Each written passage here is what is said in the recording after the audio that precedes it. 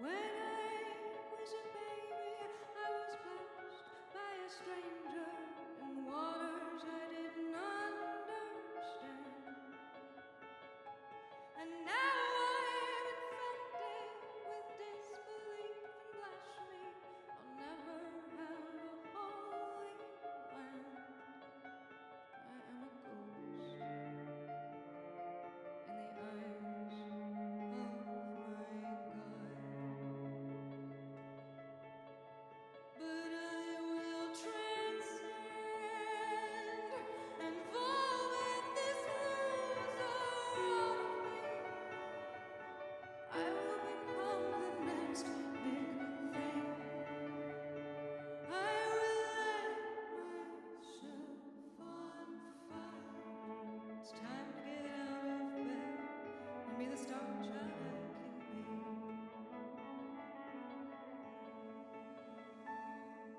A billion layers wide, someone's thinking the same thing, but he's already turned to dust. And the starlight I see is a billion light years old, a ghost just like the rest of us. Nothing I see is here anymore. But I will transcend and fall with this loser out of me. I will become the next big thing. I will light myself on fire. It's time to get out of bed and be the star child I can be.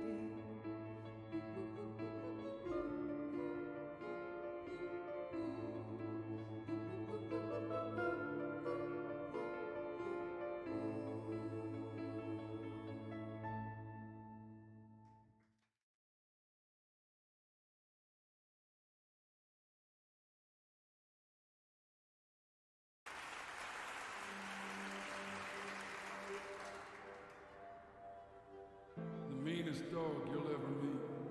It ain't the hound dog in the street. He bares some teeth and tears some skin, but brother, that's the worst of him.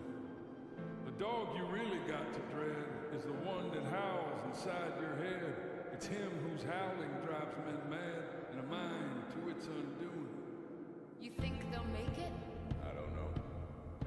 Hades, you let them go. I'll let them try. And how about you and I? Are we gonna try again? It's almost spring. Try again next fall. Wait for me? I will. Wait for me, I'm coming. Wait, I'm coming with you. Wait for me, I'm coming.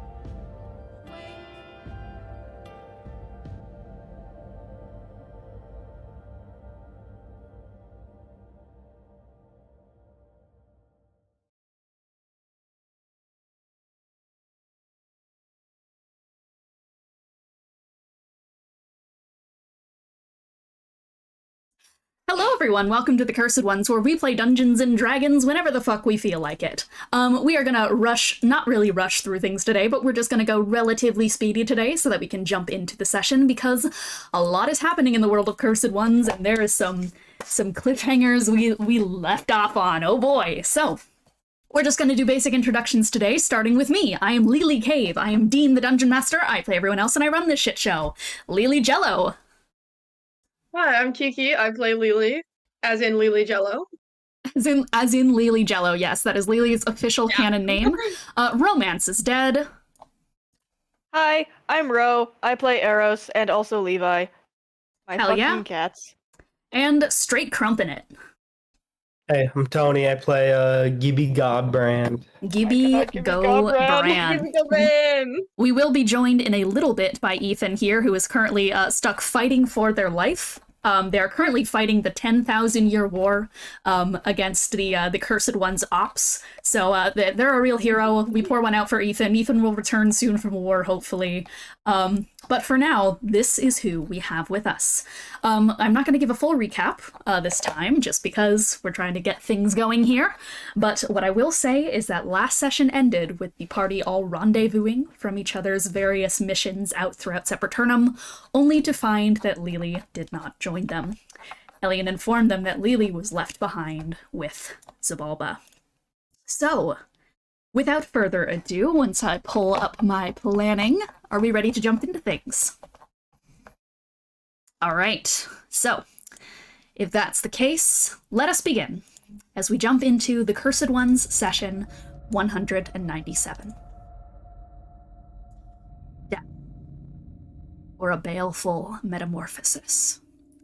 Such is the proclaimed fate of the elves, and yet where has the nerve-ripping, entangling, and soul-gouging pain all been? The changes are no lie. You felt the transcendence of so many of them in mind and body, some grand apotheosis everyone is seeming to crack the code of. Everyone has their path to their own personal nirvana. However, Lelee, you, as always, remain blind to the path ahead. There could be something poetic and powerful to this. The harnessing of Umbra through your outstretched arms. There should be poetry to the baptism you provide, and the drowning to others. This should be powerful, a transcendence. The connection would run through your mind and your system like floodwater through a dry canyon. You would be revitalized, you'd find some relief, overspilling with pride, hope, vigor. Lelee, it does not feel like that. It's a melancholy thing. To triumph and get no reward, but instead some perverted twisting of your nerves. It's embarrassing how quickly your weight gives out underneath you at the overexpression of strength. The way your mind itself clouds over with buzzing. If you still had your eyes, you'd be so completely unable to see beyond what feels like hundreds of years of generationally deep aches. It goes so deep, you can't hear beyond the rushing sound of Umbra.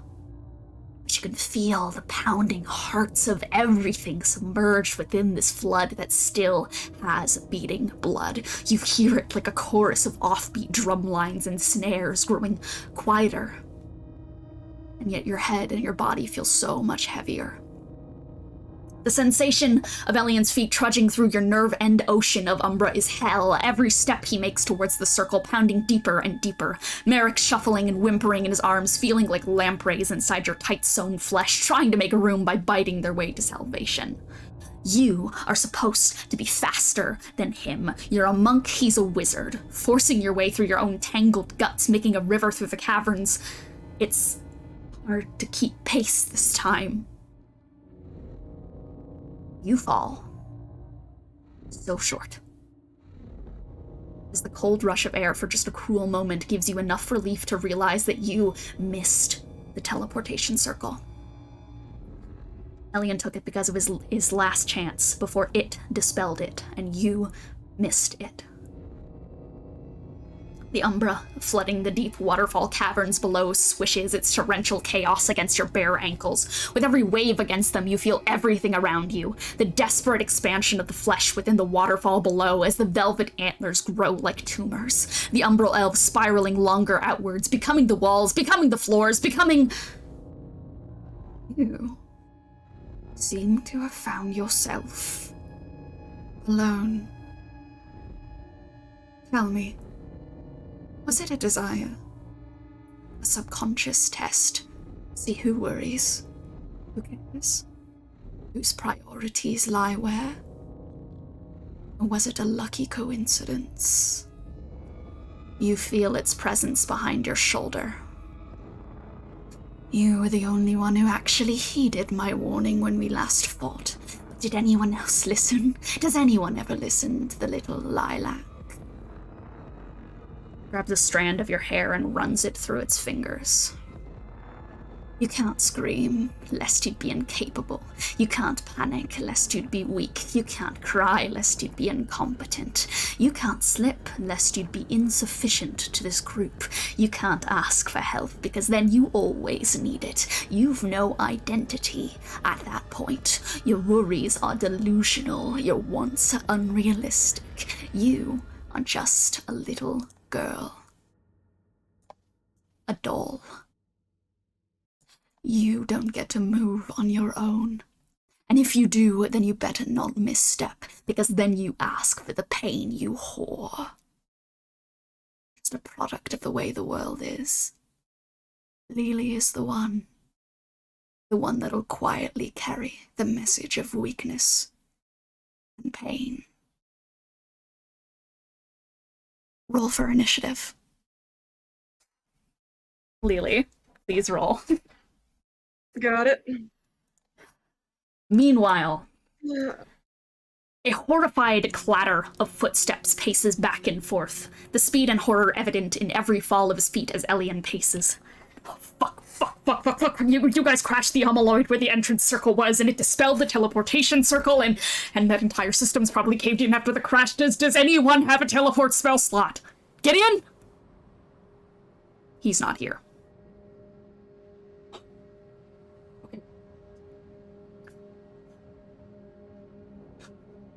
What do we even do?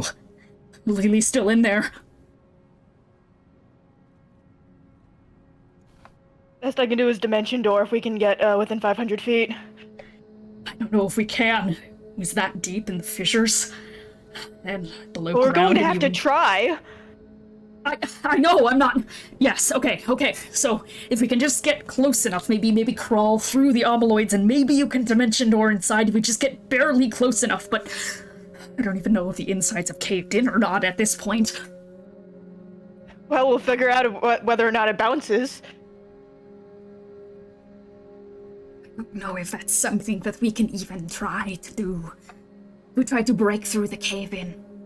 Seperternum is starkly fragile, and the stunt we pulled alone was good for preventing further destruction, but right now the very foundation is deeply damaged. Well then, do you have a different idea? Adolf kind of like looking around and pacing and such. Just, it's very clear that he too is panicked at this fucking situation. Elian at this point is stopped and is tapping his foot upside down. Callie and Alice are just gonna like kind of mutter to the group. Callie just a quick, I'm gonna try and find Gideon, as she rushes off to the side and such, accompanied by Alice, leaving you, Haelwyn, Elian, Adolf, the Umbral Elf Elias, and the other Alice. Okay, on the table. Okay, so what you're saying is Seperternum is breaking down, Lelee is in a pressure point, and it's not just Lelee in those caves too, but the Umbrals, and they're also unstable after we freed other Alice, Deverim. There's too much pressure on the whole system, physically and soul-wise, so what do we even do to not make this place crumble, to risk everything, just everything collapsing? Lelee would want us to save the Umbrals first. But we can't get to the Umbrals. If they're too deep, they're also buried underneath the foundations. Alice, do you have any ideas? Deverim kind of, just like next to Haelwyn and such, who was crouched down next to her. It's true, I don't think I'm strong enough right now to cleanly do anything with the Umbrals on my own. Well, you're not on your own. I know, but I don't... It's a physical. It's like it's a whole process, and I don't know if simply holding hands is gonna be enough here. Yeah, that's alright, but we just need to lay out our options. Yeah, okay. Options. Elias, you're one of the Umbrals. Anything? Kind of eyes slowly turn towards the broken heap on the ground.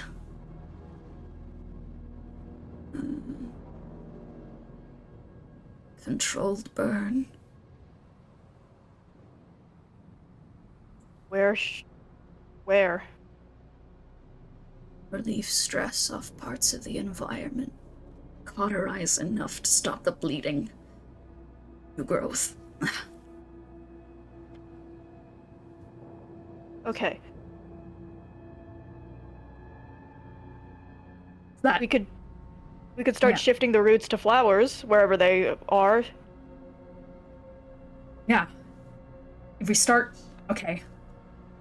changing the roots, that could help refortify, controlled burn a path through, get rid of some of the old growths if we can.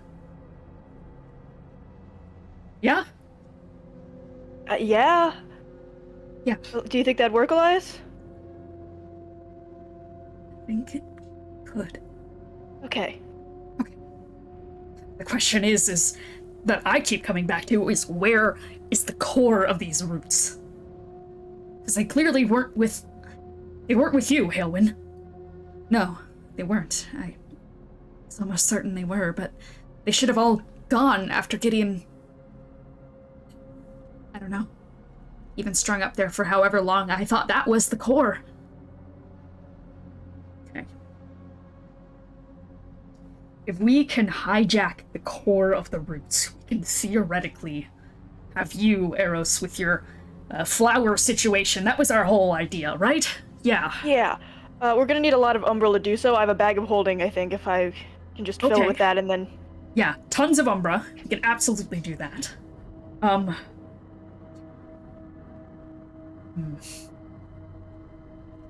Do we know where the core is, though? That's the big thing, is maybe you could go from the outside in, but... I mean, just follow the roots. Wouldn't that be?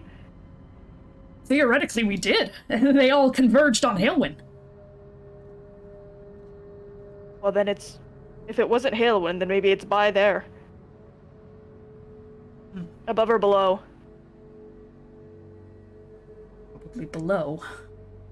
Callie said she saw more roots and growths down below, right? Down in the depth area underwater. If Xibalba...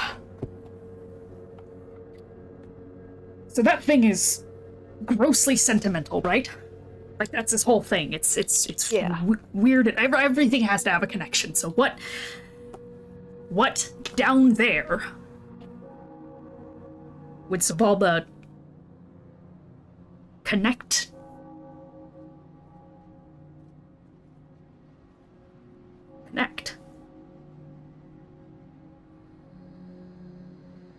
God, I wasn't one of the teams that went down there previously.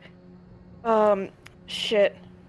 I want you to roll history at advantage to just generally, like, see what you recall from, like, oh wait, you have keen mind, don't you? I do have keen mind. Yes.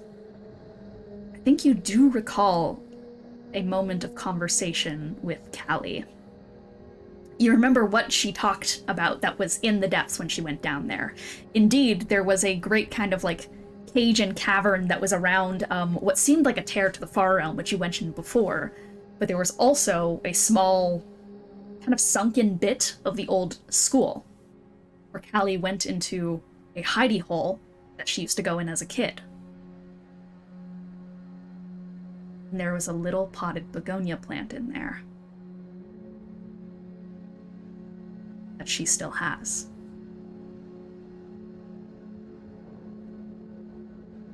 Oh, fuck. Okay. There's a crumbled bit of the school down there. It's probably in there. I think Callie mentioned a plant. Callie mentioned a plant. Does Callie have the plant? She should. Okay. And you think that's it? I mean, that's the best idea I've got. Okay. So we try to get you hooked up to that plant. We try to grow the roots down. Umbra should be down there to begin with. Oh, the Umbra is down there. And, Shit. What are you getting caught up on? I'm getting caught up on the fact that all the Umbra is below.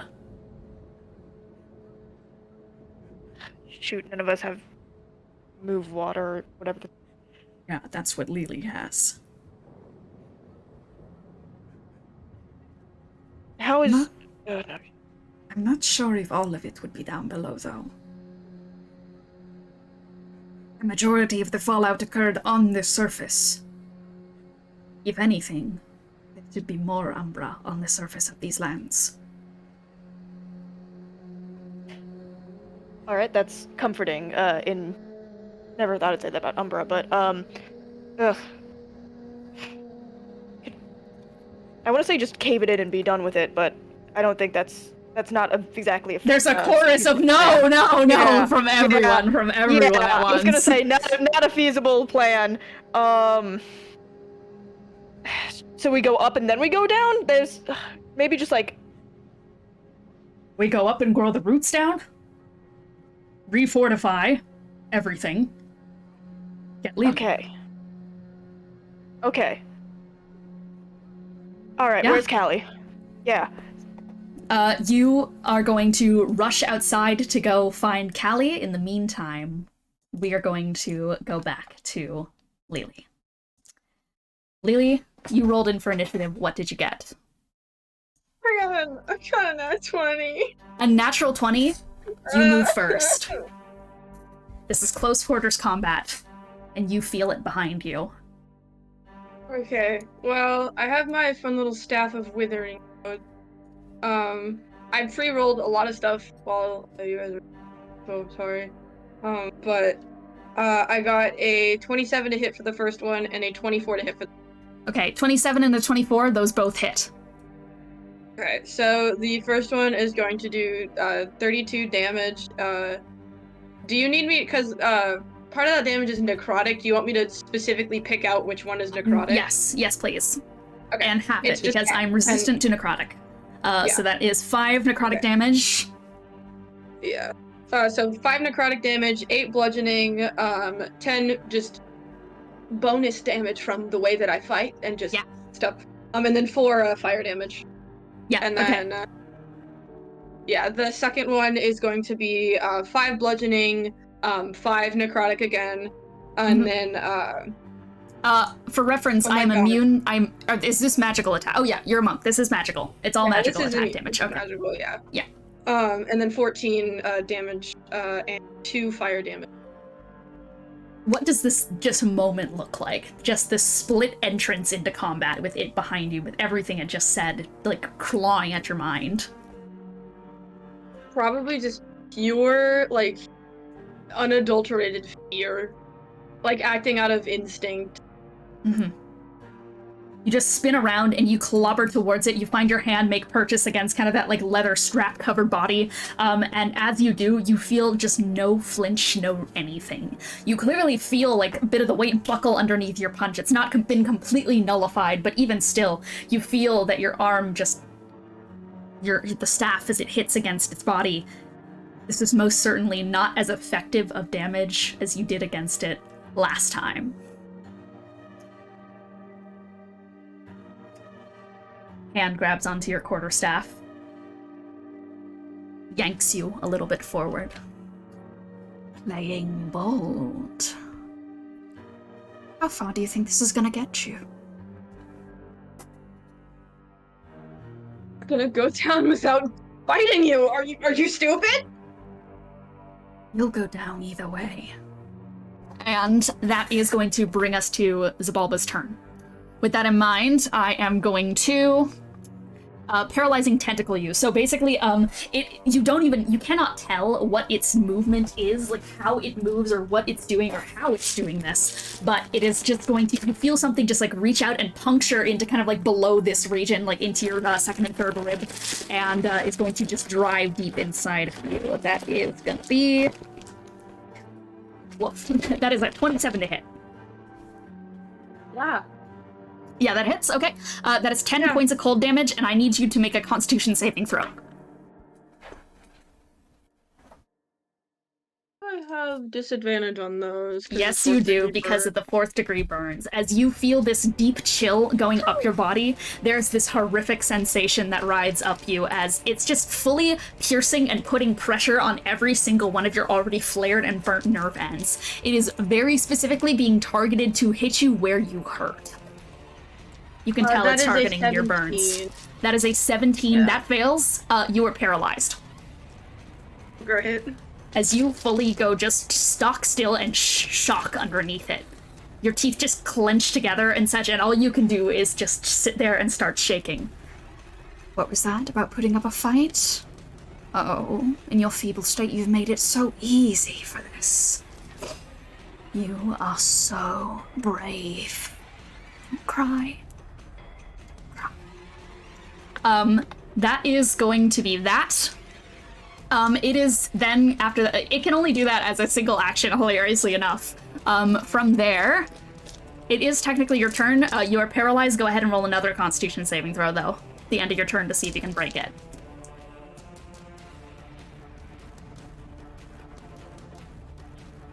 That's 22. 22, that is going to succeed, so you manage to start trying to wrestle your bones out again, but that is the end of your turn, and immediately after, it is going to cast Finger of Death. Roll a Constitution saving throw. God damn it! Oh, Oh, what the hell? I got a nat 20 and a nat 1! What is happening? Disadvantage because of the 4th degree burns. As you start to wrestle again, it grabs onto your hands and it's just gonna go shh. Oh, no. You don't need to struggle. Your predestined purpose is being made, you little vassal of pain. It'll all be over soon. You are so brave. As it is just going to take its hand, it is going to reach it around your neck and start squeezing, and you feel that chill continuing to go up and flaring outwards through your neck. That pain from your neck flares downward into your back, where it kind of hits the sides of your shoulder blades and starts going out to the arms, where around this area, it just feels like there's straight up blades just being like through each side of you. That is going to be... That was a natural 1, so you are going to take double damage from this. That is 66 points of necrotic damage. Alright, I'm down. As you fall limp into Xibalba's arms.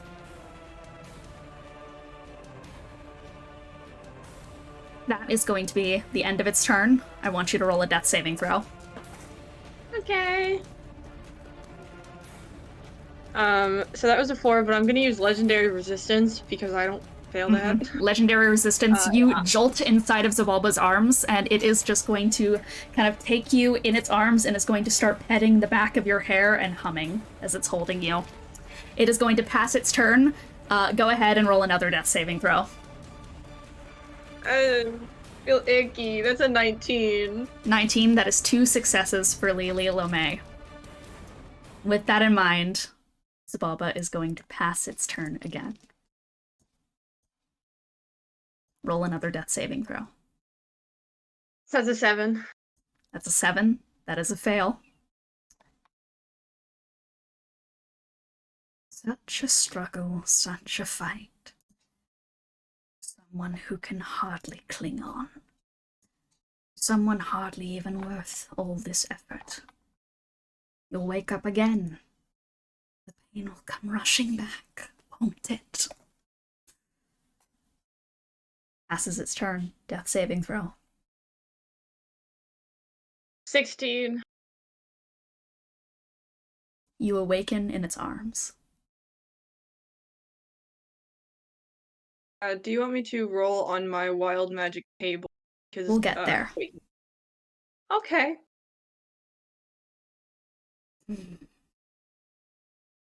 You stay clinging on to life, despite everything. Is that it? This is my fucking body. I'm not leaving. You can't make me leave. Even after all this pain you've been put through. Mine. It's mine. It's mine. I'm not listening. Shh. Don't cry. Don't touch me. Remember, you are dying weak. You are dying damn near worthless to yourself. I'm not dying. I'm not.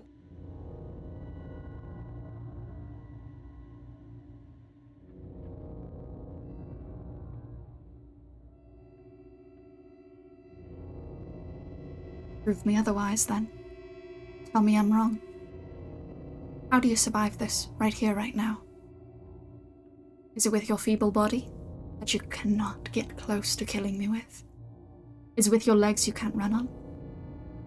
Is it with your vocal cords you can scream?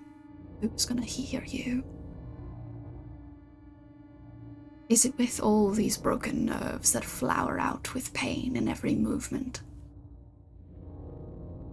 Is it with the Umbra? Tell me. I want to know. How do you live? How do you live? What choice do you have in this? How can you make that choice? I don't know how I do it. I just do it. It's my damn body, and I'm keeping it. And I'm not gonna die.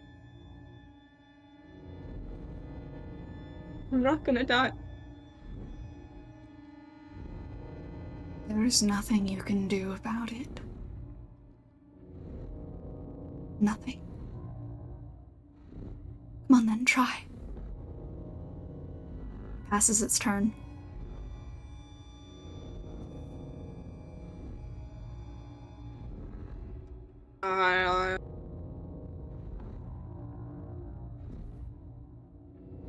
Let me see.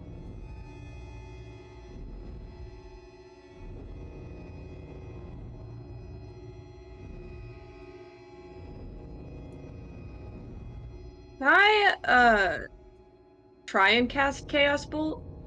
Yeah, you can absolutely try.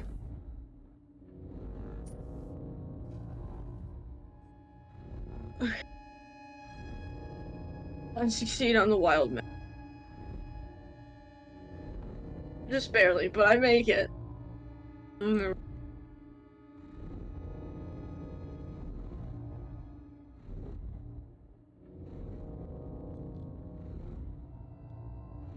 That's a 23 to hit. Counterspell. Oh, that's...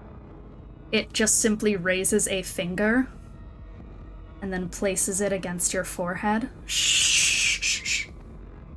Oh, we both know that you can cast. We both know that that's never been in the cards for you. With your broken body, you're bound to go wild. That's not getting you anywhere. Come on, Dolly. Try harder. Why do you keep calling me that? 'Cause that's what you are. Something limp for me to play with. Anything else you're gonna do with your turn? Can I bonus action? Let's see here. I'm wondering if bonus action disengaging would let me get at least a bit of distance. But it's still holding me, right? Yeah, it is still holding on to you. You can attempt to. Go for it if you want to. Yeah, I want to You try and you wrestle and squirm outside of its hold. I want you to try and make a contested athletics. Actually, it's gonna let you go. Oh, that's great.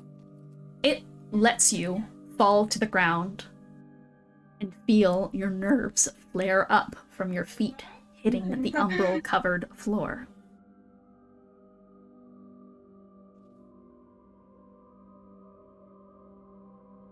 How far do you run? I don't even think she makes it, like, a foot. It tilts its head to the side. Where are you going?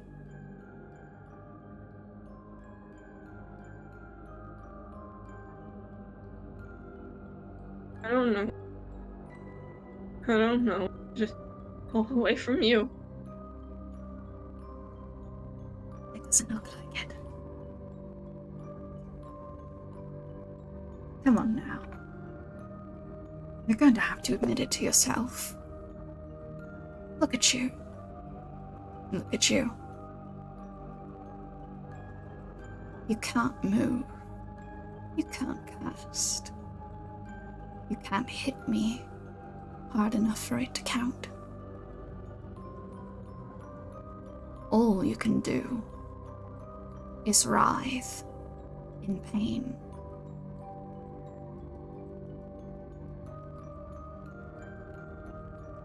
Legendary action. It is going to cast Power Word Pain on you.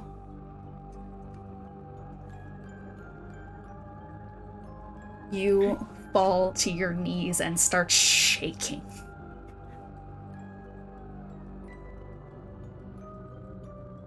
Power Word Pain brings you to the point in its spell description where it says that there is unrivaled amounts. You straight up cannot experience something worse than the sensation of Power Word Pain.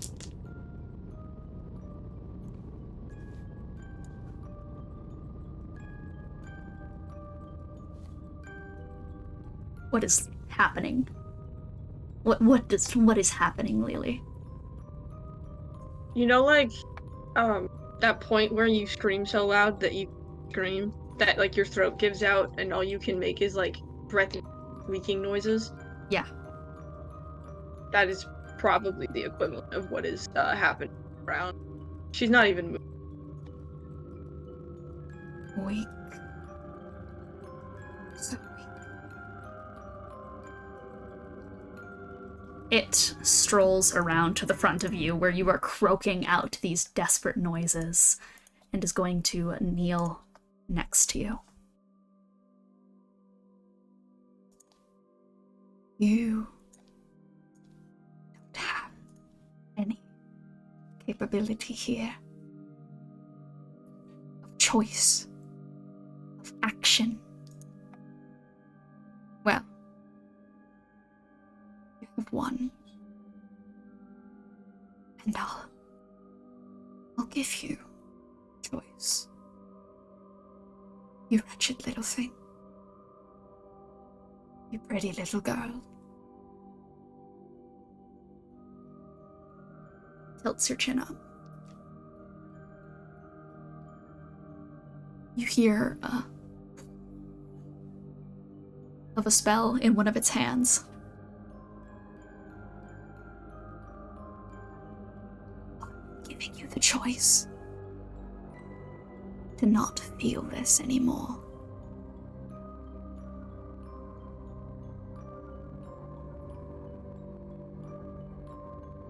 Just say yes. No. This is my body. I'm not gonna... Takes that finger from your cheeks and slowly slides it to the back of your head up to some of your frayed nerve ends. And dances a finger alongside all of it. I see it forming on your lips. Come on now. I know you want to say it. Oh, but it hurts, doesn't it? What do you do in this state? What aid are you going to provide them if you keep sitting here struggling?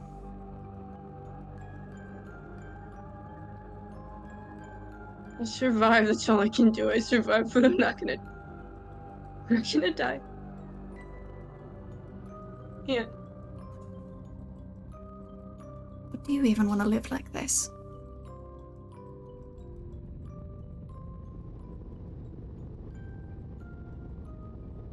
You're no better than any of them. I'm asking you, do you want to keep living like this? And it just 1, 2, 3, 4. It just slowly. Just like all of them. I'm gonna be better off dead.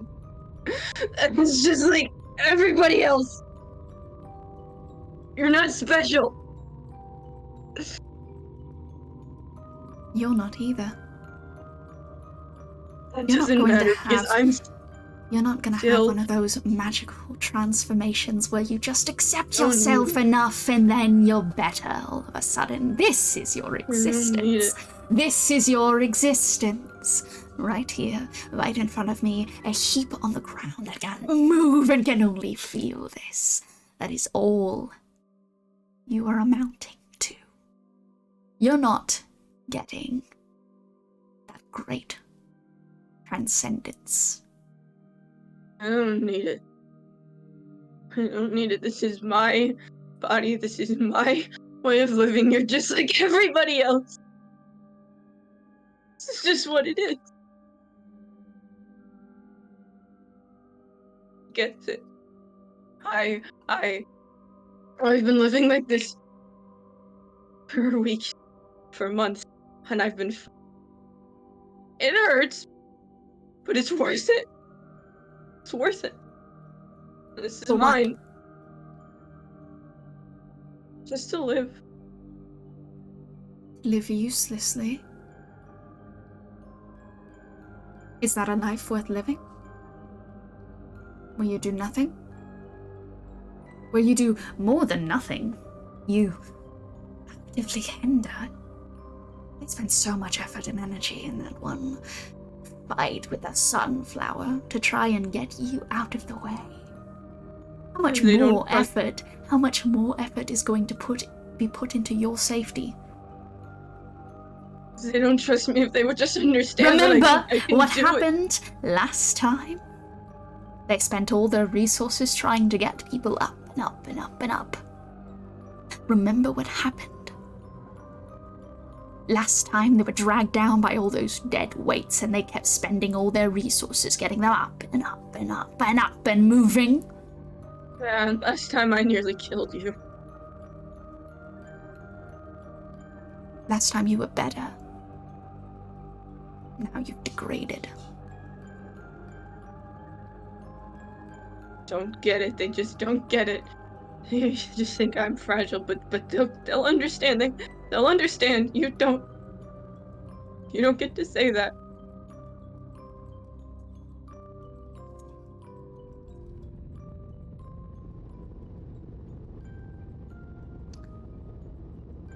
It sighs.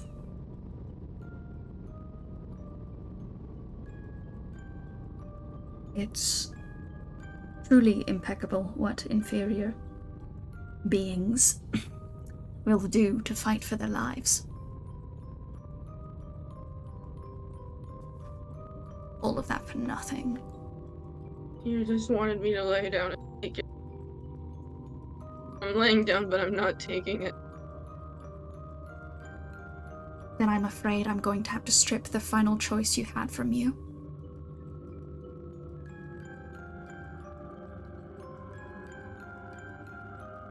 Not even worthy of getting an answer for that choice. You're not. Kill you. They'll kill you.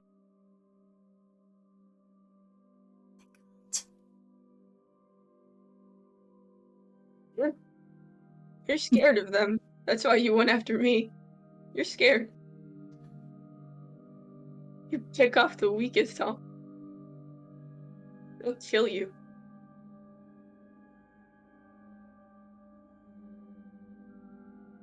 No.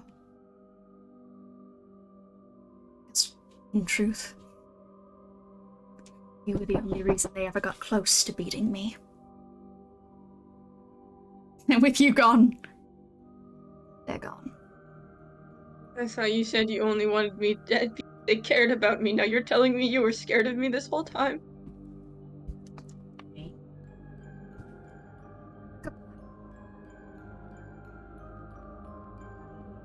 Look. It's been fun playing with you. At least I'll get to watch this from the astral. It feels like the entire room goes flush under the heat of it all. Despite that, there's this grotesque comfort to the change in temperature. Flame. All at once is both what has been used to immolate and char your flesh and bone, but it, too, has been campfires, warm food, a toasty embrace of a heated blanket, a fireplace in the hellish, stiffening cold. It's been Byron's rough, flaming hands cauterizing your cuts after a match. It's been Charpay's, though she's long since revoked it. So much it has taken from you, this heat. So much it has given. It's boiling balance. You weren't sure why you've yet to be engulfed, especially as the heat remains within the room around you. You've not a clue why the hands of hellfire haven't wrapped around your neck and burned your head clean off. Maybe it's already happened. Given the pain, you wouldn't be surprised, but there's no clean relief of a nerve being burnt entirely to nothing. Because you've not been hit.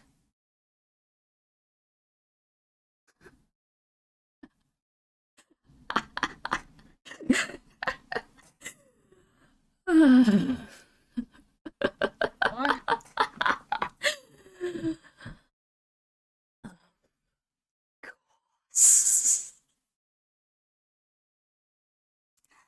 A subtle adjustment in Xibalba's place in the room.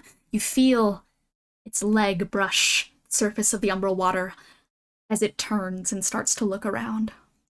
A pulse of feeling rings up throughout the cavernous walls from you inside its hands as you feel something. Hands. Crackling fingernails, scraping their marks deep and loving into the ceiling above. Wrists snapped around joints that seem to be nothing more than just heat. Motes that everything else can simply orbit around with no regard for proper ligament structure. There is no semblance of skin. That much is evident. It is much more chitinous. But even then, that's too organic of a term to quantify how it feels like it's something. Because you've felt nothing, but it's nothing like you've ever felt before.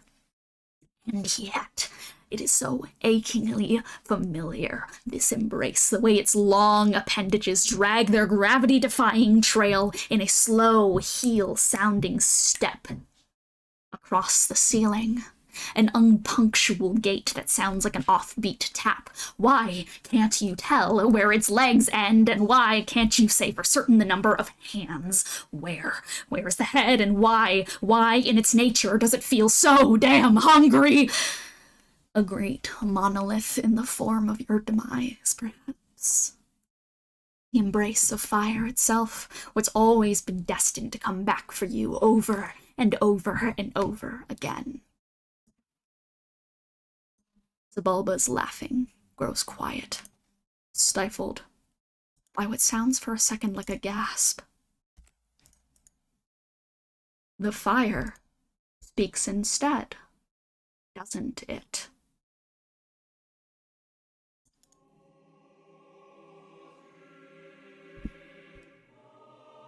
I told you I'd find you again.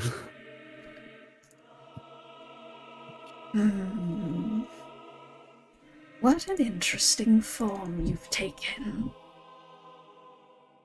I'm afraid you've come much too late. There's nothing you can do to what's about to happen. And it is going to release its firebolt against Lelee. Oh, counterspell. Counterspell. This is psionics. But you can counterspell it. As Gideon. And this is a cantrip, right? It is a cantrip. which means it automatically succeeds, which means I need you to make a DC 21 charisma save for me. Okay. Charisma saving throw. That. DC 21. Oh my god, I rolled low on the dice. This actually might go through. I got a 2 on the dice, and that is a dirty 20. Amazing. So that means someone needs to roll a D100. I sure do. Alright, and that is going to be, that is on the short-term madness table. As I have rolled... Ooh. Okay, Interesting! I have rolled Vivid Hallucinations, which is disadvantage on ability checks. Gideon, what does Xibalba see? I think it would be better to state it as what doesn't Xibalba see. I think it just gets a phantasmagoria of memories and shapes and colors and just everything. Just a complete assailing of the senses. Complete information overload.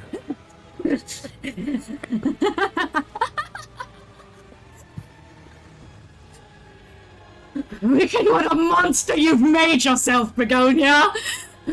Gideon! What? Come to burn it all away again? That's it. Roll for initiative. Yay. Alright. We will get back to Aros in but a moment, I promise, but we got some initiative to go through real quick. Is it a new initiative, or are we still going? We are running a new initiative here, as Lelee, you are dropped out of its hands as it stumbles backward, and yeah, you are dropped onto the floor. It has lost concentration on its power word, pain, or not concentration. I don't even think power word pain is concentration. Let me double check. Sure, it's isn't it? It is instantaneous. It's instantaneous. That's okay. Yeah, so you just have to keep making those constitution saving throws. So you're still in writhing pain on the floor, but as you drop to it, you just see this writhing figure. You just feel it in every moment, in every just like instance and such of your feet like going against the floor. It is truly incomprehensible, but you know it's Gideon.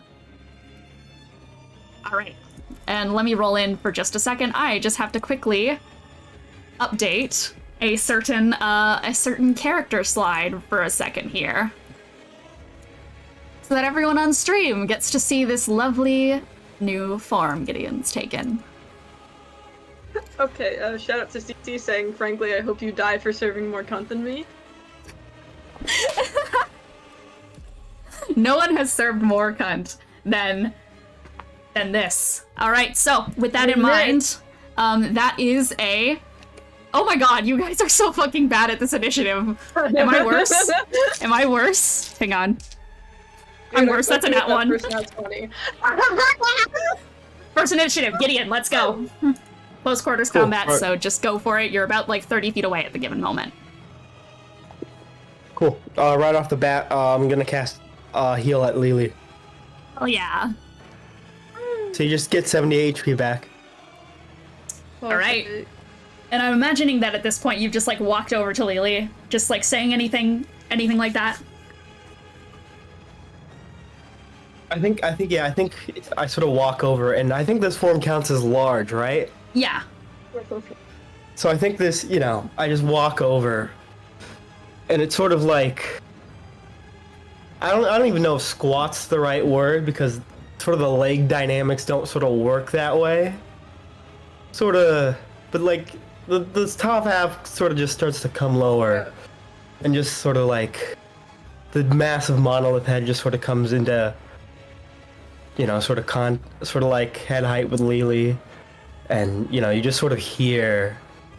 There's not really, the sound isn't really coming from anywhere from me. You just sort of hear it though. All right, let's get you fixed up then, Lelee. and it's almost like this melting sensation, and then sort of like the with the wound sort of being sort of closed up, molded back together. With this, I am going to allow you as well, just given how strong of a healing spell heal is, I am going to allow you to also make an additional medicine check here to see if that helps clear up Lelee's 4th degree burns that you yourself has caused. Well, let's see. Alright, that's nothing crazy on the dice, so that's only a 13. Only a 13? It is, it's not enough. You're kind of like moving around and like pushing kind of Lelee's flesh a little bit, but you just see, I think for the first time, just how deep those are going, and you attempt to knit them back together, but it's clear that with Lelee in so much pain due to the power word pain, that that's not something you can breach the moment. For now, this healing is what you can get done. Alright. With that in mind, yeah. Bonus action. I'm gonna throw Aros or Quinn at Xibalba.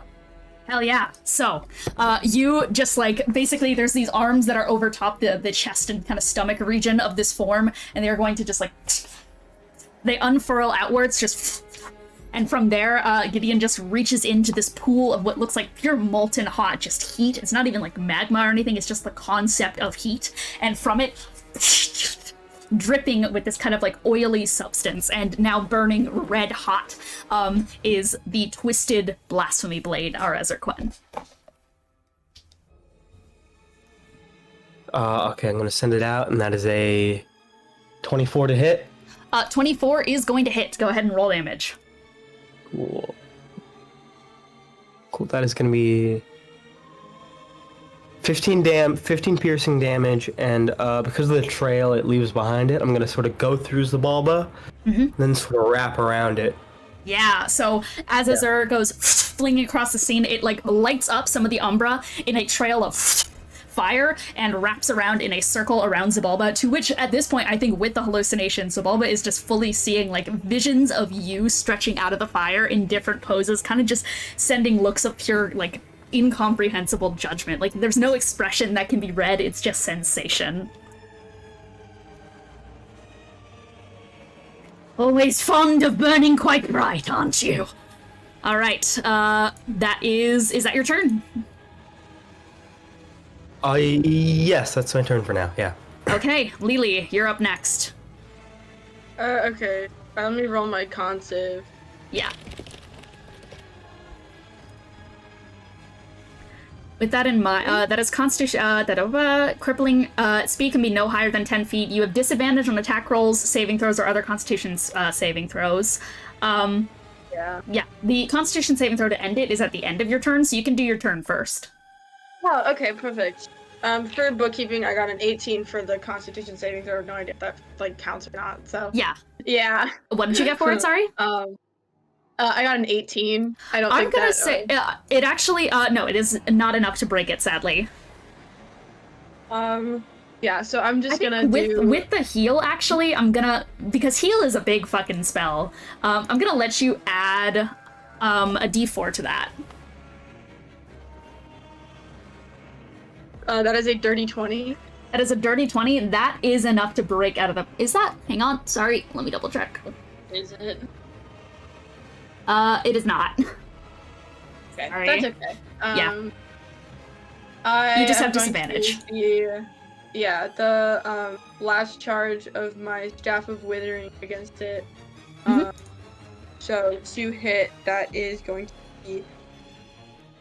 Oh, I need to also send the music that I'm playing right now, because I think it's very important to the vibe. I think it's insanely important that you guys are playing Mitra, Lord of Frenzied Flame. Okay, roger that. Let me pull it up. But that is a with disadvantage, that's a dirty 30. Dirty 30? Jesus fucking Christ, that hits. 30. Okay, so, math. Yep. Okay, so that is, 18 bludgeoning damage, Okay. 11 necrotic damage, and then just 2 fire damage. Okay, yeah, you just, like, immediately spring up. You can hardly kind of move still, but with that, like, burst of adrenaline kicking back in from Gideon's healing, you just, like, you struggled to your feet, still just, like, coursing through with this energy to just keep fucking living, and you drive the quarterstaff into Xibalba's frame. And then I'm gonna key point Flurry of Blows for my bonus action. Gotcha. Fuck you. Me. I have disadvantage on this, so just give me a hot second. Of course. Alright, well the first one was a 4, so I don't think that hits. Alright, that does not hit. The second one is a 22. 22 is going to hit. Okay, I have too many dice for this specific one, because it's just my hand.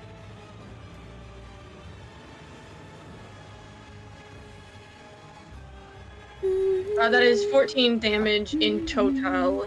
14 damage in total. Yep. And you spin around and just once again clobber it across the side with the quarterstaff, just sitting there, just panting slowly with your wounds starting to stitch themselves together as Xibalba like takes those takes like the kind of like back and forth glancing blows from Azur and then your flurry and just like. All right, is that your turn? I can't do anything else. All right, I am going to, that is the end of your turn, so I'm going to legendary action, as Xibalba is just going to, like, kind of take a finger and just, against one of the cracks now forming on its skull that oozes out this little bit of, like, pink liquid down its face. And it is going to, from there, clap its hands together, and then point its finger out towards Gideon, and is going to disrupt life. So that is a Constitution saving throw. All right. Is this psionics or a spell, or? This is a spell, a psionic spell. Cool. Let's roll with it, baby. Let's counterspell. All right. Yep. What are we working with here? What's the psi point cost? Psi point cost for this is this one is 7. Cool. Let's see. That's 10 plus 11. Okay, yeah. So I made it. I counterspell that. Okay, yeah. It just like claps its hands together and tries to send like a rush of psionic force towards you, and you just snap. Like I feel like it's just a completely incomprehensible like moment. I feel like it's one of your like visions in the fire that does the actual snap of the counterspell, but your actual body just doesn't do anything. Just kind of watches as it like starts to writhe through the umbra and is immediately snuffed and stopped. Another charisma saving throw. All right. We're stacking madness. Madness on madness on madness. No, that one succeeds. Okay. Yeah. All right, so with that in mind, that is Xibalba's legendary action, but now it is going to be its actual turn, to which it turns and just gonna go, I see that you've picked up a number of tricks. I always did teach you well. And from there, it is going to... So you've used your counterspell, so it can... Yeah, it's gonna Mind Blast. Okay. It doesn't know you're anything like that, so it is going to turn towards you and Lelee. Both of you guys make an intelligence saving throw. So high. Yeah. I have such bad intelligence. I'm gonna warn you, you don't need to make this because it's a psychic damage. That's a 9. 9, Lelee, you're gonna fail, and you are gonna take 32 points of psychic damage and be stunned to the ground. Gideon, it's psychic damage. You are entirely unfazed because in this form you are immune to psychic damage. It blasts by, and you just see Lelee once again fall to the ground, but there's actually a look of genuine puzzlement as it does not even faze you. Well, suppose they're still on the table for dealing with Lilac, then. And from there, it is going to, like, tilt its head back up at you. That is its recharge action. And from there, it's going to... Yeah. It's going to cast Disintegrate on you, Gideon. Okay. So go ahead and roll. As it extends out its hand, and such a small mote of energy is going to appear, like its eye kind of glows at the top of its head. That is going to be a dexterity saving throw. Well, I got a 23. 23? 23 is going to fail.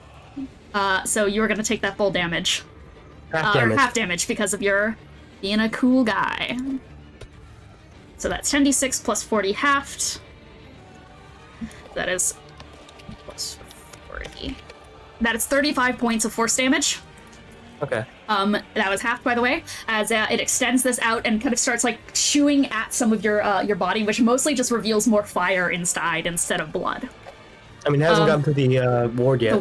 True that. So it still just bounces off the wards, kind of curling that one inwards. I think the ward at this point just manifests as like shrieking just things. Okay, so that is going to be its turn, which is going to bring us back to Gideon. And then we're going to, after this round of initiative, we're going to head back to Aros. Fun. Alright, I guess at this point I am going to cast... Let me see what this does real quick. What do you mean? I sometimes I gotta remember what a thing does, you know? Mm-hmm.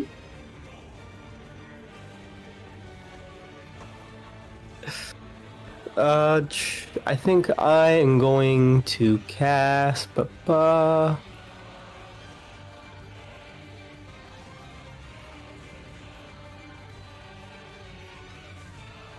Let's see.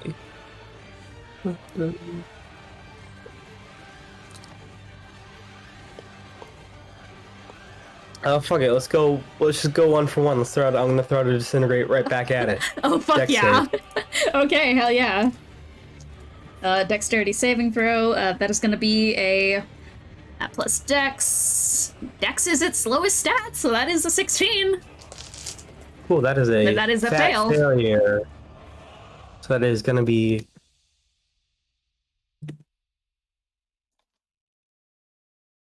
That's gonna be 77 force damage. Yeah, and that carves a fucking chunk. Like, that is just straight up, it goes towards, like, a fair bit of its kind of, like, leather armor ordeal and just starts chewing through it, just revealing what is underneath there, which is just a writhing, like, kind of chitinous skeletal, like, system that's made of just twisted antlers coming together. To which it looks down at just that hole you've ripped into it, and just sighs. This isn't a game between us, you can win. I could say the same thing to you. I'm not playing games, though. I like that. I really like that.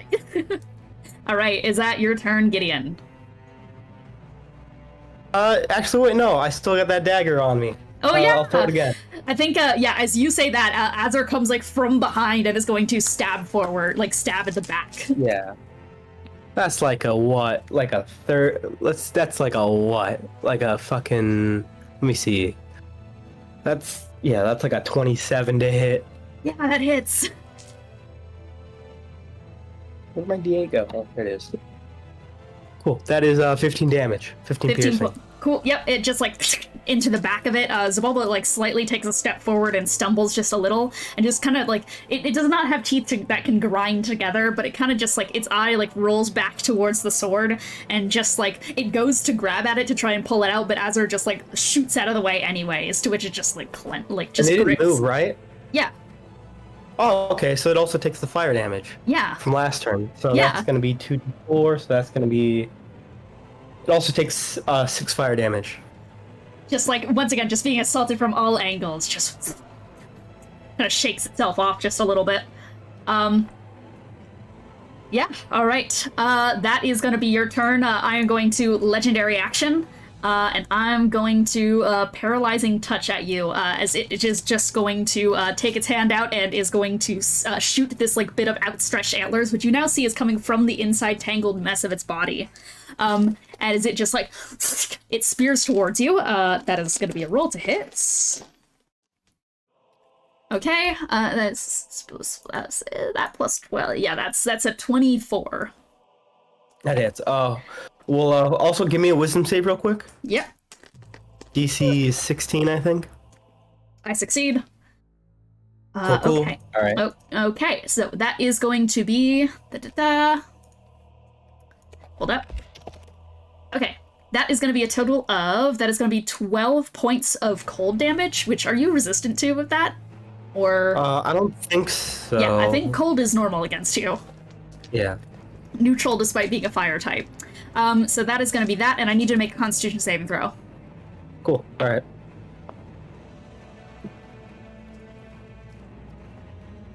Oh, that's very high. That is 30. Okay, at 30. You feel it trying to like send pulses into your body and such to try and paralyze you to your knees, but you are just fully able to fight that off. Just kind of burn it out of your body. You found a way to transform yourself in a way that can burn through even psionics. Fascinating. All right, and that is going to be its legendary action, which is going to bring us to Lelee. Who's stunned. I'm stunned. Yeah, roll for an intelligence saving throw. Oh dear God! I'm never gonna get out of this hellhole. It's 9. No, Lelee. What is happening?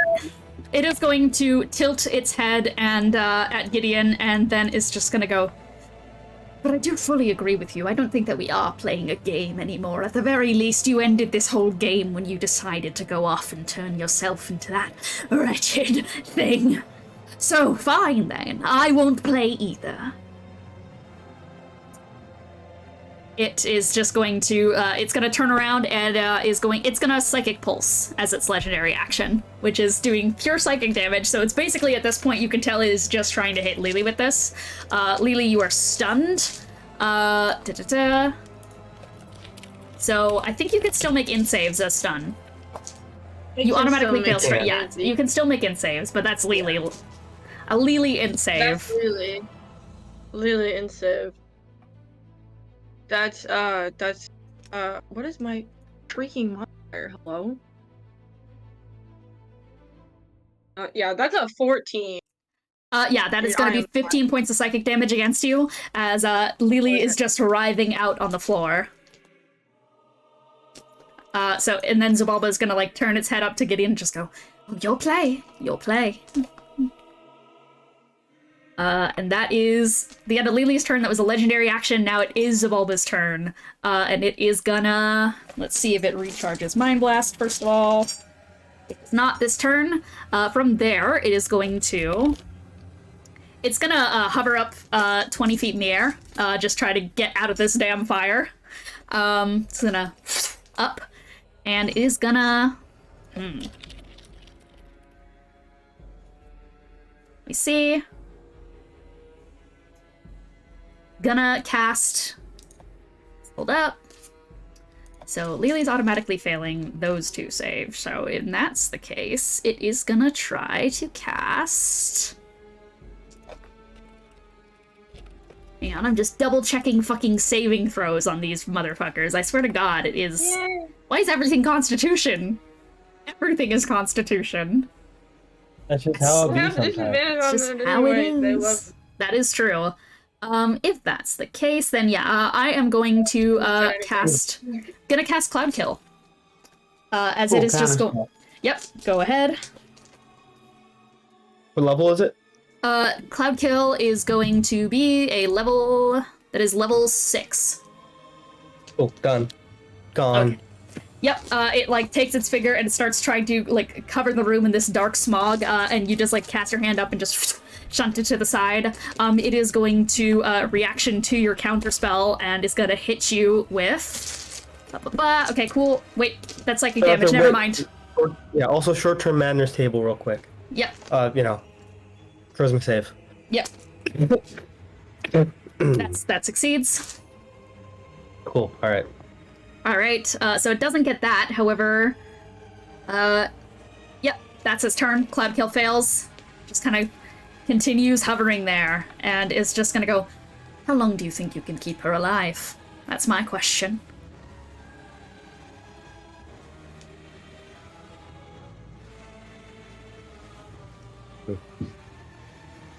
Yes, we'll find out. All right. With that in mind, that is going to be that turn of initiative, with Lelee stunned on the ground and Gideon still trying to hold up, just like trying to hold out just as much as he can. That is going to bring us back to Aros and the others. So, at this point, I'd imagine that there has just been a lot more conversation going on of what needs to be done. Callie has returned with the begonia plant, and it has been handed to you, Aros. Okay, so we're taking this up and then just growing it? Just growing it. Yeah. Okay, I guess. He is all saying this while he's just like sprinting towards the way up, I guess. Yeah, I'd imagine that you guys, at this point, I think movement has started to get fast-tracked. Everyone's kind of gathered up and is talking to one another of just what the hell can be done. And there has been other discussion going on when it comes to Callie, Alice, and they're specifically doing something with, they're doing stuff over to the side with Merrick, Henri, and Bellerose and such, or rather the Deverim. But for now, you have kind of been teamed up with Adawolf, Yaksha, who is on his way, Yaksha, Adawolf, and Elian. And you guys at this point are starting to make a break through the Luminary City. And as you are making your way out, Adawolf is just going to kind of scoop you up onto his back and is going to start rushing across the rooftops, just trying to get, just moving like an absolute bullet through the halls. Hailwind hops on as well at the front, kind of closing her eyes and gripping onto the back of his mane of kind of great multicolored fur whenever a great leap is required. There is small boosts of kind of graviturgy being added to this as you guys are just rushing towards the entrance at this point. Elian hanging on is just gonna go, we're probably gonna need to find a way to safely climb through the Omaloids. I'm assuming it's gonna be a bit of a squeeze. You can handle that, Aros? Yeah, I'm fine. I'm like 90% fluff anyways. Can I like roll Arcana or something to figure out how the heck to grow this? Yeah, absolutely. As you guys are running and making your way towards the squeeze, you are looking down at the little begonia plant in your hand, and that was a eye close that looked like it was a low roll. Yep. Is there any chance I can do like, hold on, what am I good at? I mean, Elian can easily give you the help action here. Yeah, I would appreciate a help action. Elian will. That was cocked. Fill in me. Okay.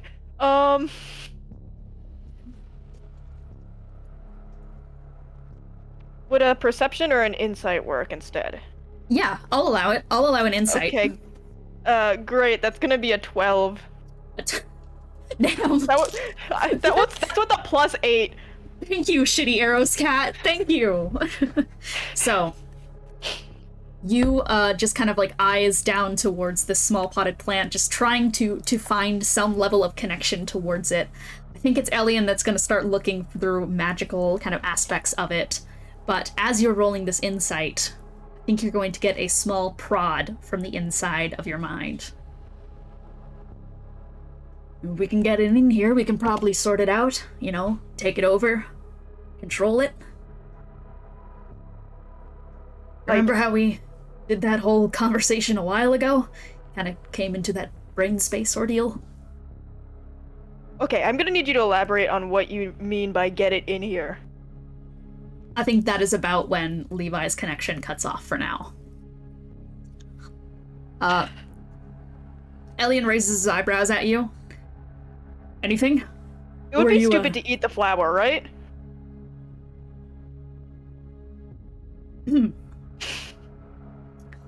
I hate to say it, I was about to suggest the same thing. Shit. Okay, fine. Whoa, before we do, we're not there yet. Yes. There's a very high possibility that this is controlled by Xibalba directly, which means if you are ingesting it, considering that it has Xibalba's magical signature, you have inside you one of the phylacteries. This is also an aspect of Xibalba's hive, whatever the fuck, So, it might be a struggle. It might not be as easy as just plant growth, magic, talking to the roots. Are you gonna be okay? I don't... what aspect of this is, I guess, different from what already is?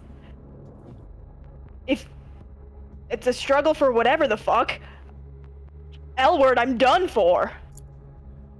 This is no different than everything else, isn't it? If this doesn't work... Aros, Then I guess that's another phylactery you can scratch off the list.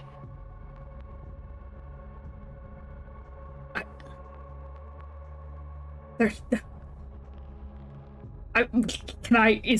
you think the protocol, could it get you back out there at that point? Who knows? Can I override someone's? You can try.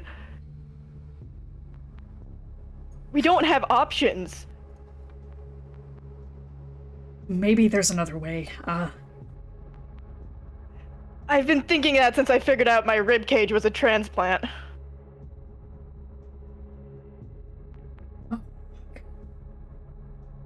Gross. What?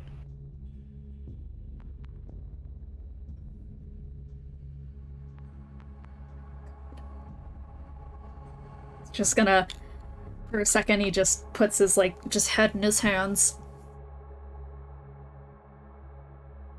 I'm gonna need you to fight. Of course I'm gonna fight.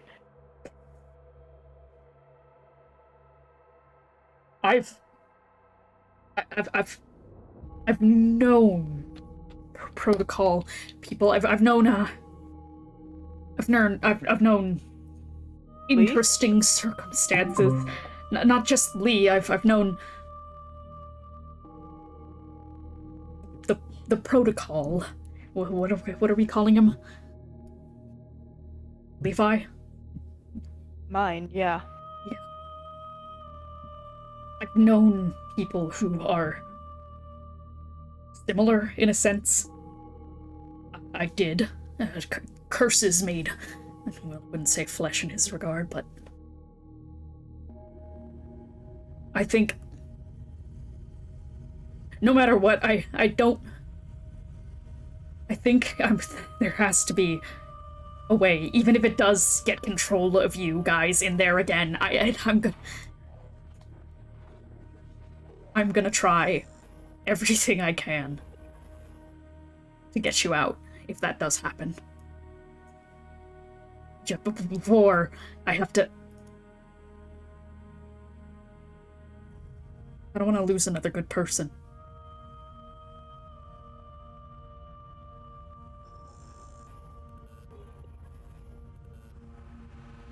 If it's between the two of us, go for Levi. He didn't have as much of a chance.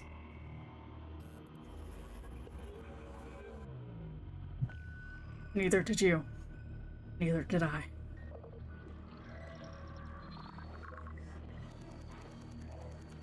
I will. It's always been my job to make the tough decisions in the heat of things. Well, that's why I'm telling you which one to go for, then. Aros? Kind of claps a hand on your shoulder. I'm certainly not as close to you as everyone else is here. But you're part of this mission. Part of all of this. And in a sense, I feel more than ever now, with recent developments that have come to light. I understand how hard this is for you. Not being able to leave this mission. Being stuck. And not knowing if it's something that you can even do by will, or...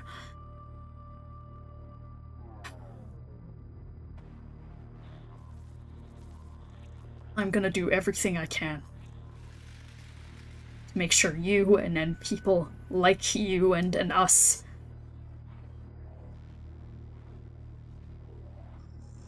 and play all the damn songs we want to play. If it comes between you and Levi, I promise to choose Levi. But before you go thinking that sacrificing yourself is going to be the main option towards things, I'm asking you to also try to choose yourself. When it comes down to things. We'll find a way. We'll try. We always do.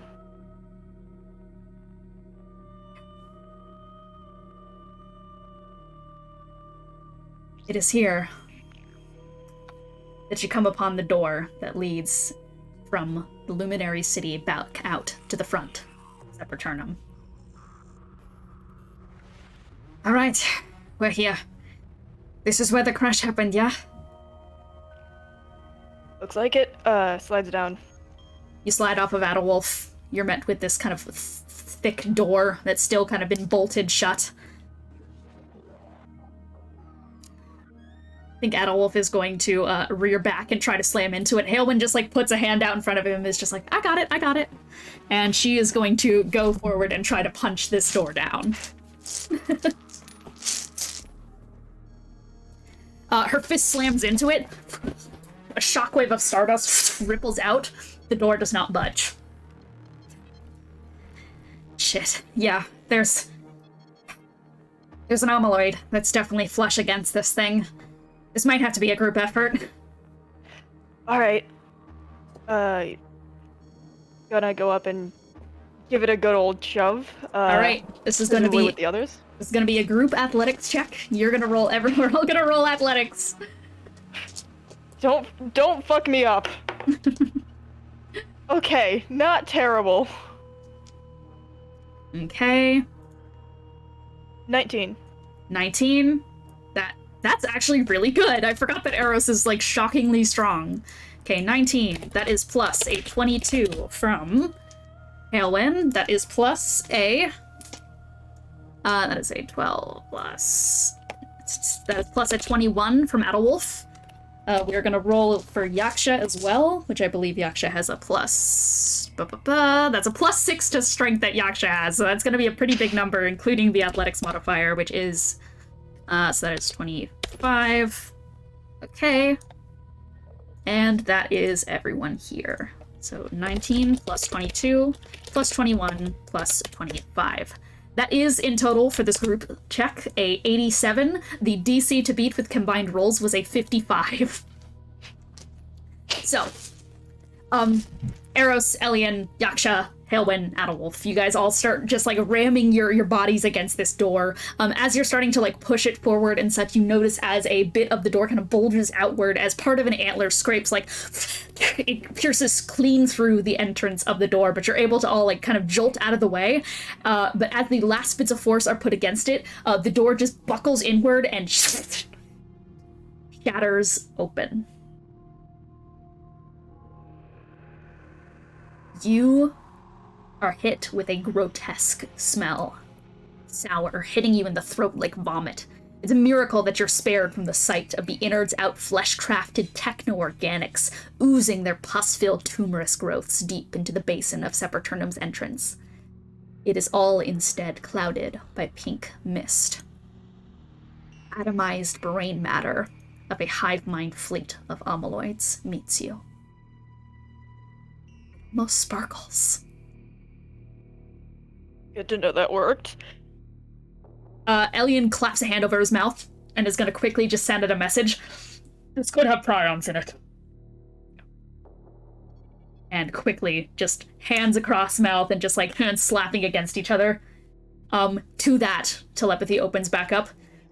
Well, let's fucking move before we suffocate, okay? So, with you guys beginning to start trying to make your way through the body pile of Omaloids up to the surface, we are going to head back to combat. Deep below the earth, as you guys are starting to make your way up towards the surface, that still leaves Lelee and Gideon in a fight against Xibalba.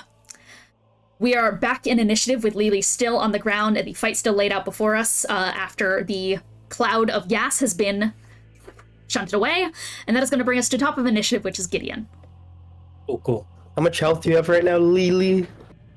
24. 24. Alright, fuck it, we ball. I'm throwing out another heal, upcasting it. So that's gonna be 80 HP you get back. Whoa. Okay, yeah, that gets me over 100. Woof! Cool, and then Does that bonus action. negate power word pain if I'm over? Oh yeah, we're gonna negate power word pain with that since you've gone over 100. Okay. So, with that in mind, Lelee, Gideon, like, once again walks over towards you and is gonna just, like, very gently kind of hover a hand over you. You once again feel that, like, stitching together. Gideon, I want you to roll another medicine check to see if that helps with the deep degree burns. Alright, that's better. It's an 18. 18? And you start to slowly just, like, move the flesh a little bit to try and, like, get Lelee's burns back in order. Lelee, it is a grotesque sensation of your flesh being melted, like, back into a place that it kind of covers up where some of the deep damage is done. It does not relieve all. Hell, it relieves barely any pain. But it's enough to stop you from having disadvantage on Constitution saving throws. Right. You keep having to do this for me. And Lelee, I never would have gotten this far if you weren't there for me as well.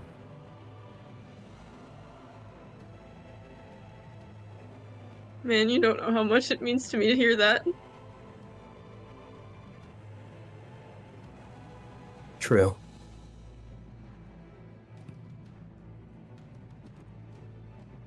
And then bonus action, melts minute meteors. Yeah, melts minute meteors. Then I'm immediately gonna throw off 2 of those fuckers at Xibalba. Yeah, and I think it just, like, it like, splits off from your joints, these small motes of fire that just, like, and they go firing right towards Xibalba. So that's 2 deck saves for me, please. 2 deck saves. That is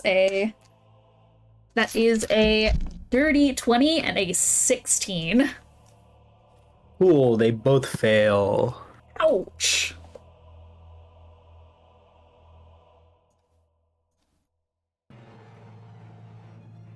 Okay, that's only 8 fire damage. I did not roll high. Damn. 8 fire damage. Those 2 meteors go against Xibalba. They kind of, like, once again just stumble back just slightly. Alright. Is that your turn? Yeah. That is my turn for now, yeah. What a tender moment, given what you've done to her. And Xibalba is going to legendary action, and is going to reach a hand out, and is going to... Minute Meteors is concentration. So it is going to... Is it concentration? Yeah, it is. Cool, I'm gonna break concentration on you. So you need to make... it automatically just breaks your concentration, and you take psychic. Oh, okay. You do not take psychic damage. Yeah, that is what caused this thing to be such a fucking menace in the first fight, by the way, is that it can legendary action break your concentration on shit. So it raises up a hand and just snaps, and you feel the meteors just fall to the ground before you. And that is gonna be Xibalba's legendary action, which brings us to Lelee. Okay. Well, I'm still stunned, so... Yeah. Feeling motivated, are we? Feeling able to fight now? Feeling worth something. Is it an intelligence saving throw or Yeah. constitution for strong? Intelligence. For this it's int. Okay. That is I rolled well. I had math. That is a 21. 21 is not gonna succeed. Ah! I'm still on the floor. As you are still stunned on the ground, it is going to do another legendary action, and is going to frightening gaze How long on... does this last naturally?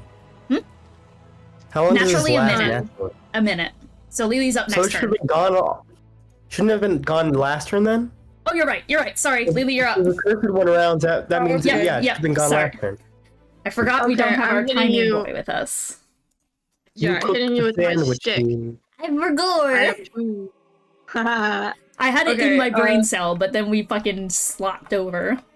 Yeah, then we went over. The first one fails, but the second one is a 22 to hit with my staff of striking. I'm gonna use the last charge. That hits, yep. And so that is 10 bludgeoning damage. 6. No, not 10. Are you kidding me? I'm forgetting my plus 14. That's Cool. 24 bludgeoning damage. It's starting to and look then- quite battered. Yeah, 6 force damage and 4 fire damage. Gotcha. So yeah, you just rush forward and just start slamming your quarterstaff into this thing, just as much as possible and such, as it's just going, oh, feeling heroic all of a sudden, aren't you? No, I just want to live! Alright, and is that your turn?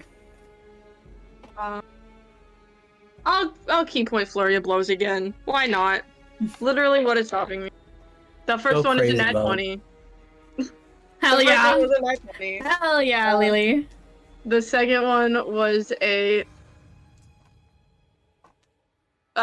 28. 28, okay, that is gonna hit. Yeah. Okay.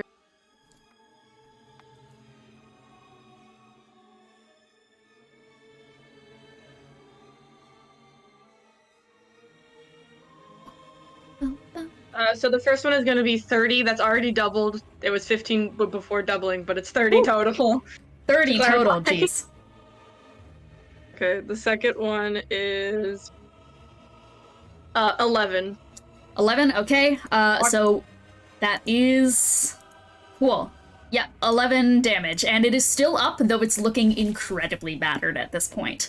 It stumbles back at all of this, and like, just, yeah, it just straight up is stumbling at this point, backwards, and is going to, I think, like, once again, just touch down onto the umbral ground. Always a struggle, always a fight. This doesn't amount to anything at the end of the day. All that talk you had, and the message you sent about having a way to keep me from coming back without the phylacteries. It's not gonna happen. Unfortunately, I am mortal. You're not getting rid of me. It is just a march to your oblivion. All you're doing is delaying the inevitable, making more and more of a struggle. It's quite frankly so pathetic to watch. So pathetic. Alright, and it is going to legendary action against you, Lelee, and is going to once again try to cast Cloud Kill. Okay, what do I roll for Cloud? I think someone is checking if they have Counterspell. I mean, I do, so, yeah. But it is poison damage, and it's a con save. And also, you're only affected if you have to breathe, and Lelee doesn't have to breathe. Oh, wait, no, wait. I think you do, wait, creatures are, even if they hold their breath or don't need to breathe. Okay, Yeah. it's poison damage, and you're a monk. I am immune to poison. Wait a second. Yeah, I'll let it rip. Alright, then Gideon, roll a Constitution saving throw. Cool. The spell, so... I get some insane fucking, let's see, what would that be? Okay, that's not too crazy, but I still have it even if I fail. That's only a 16.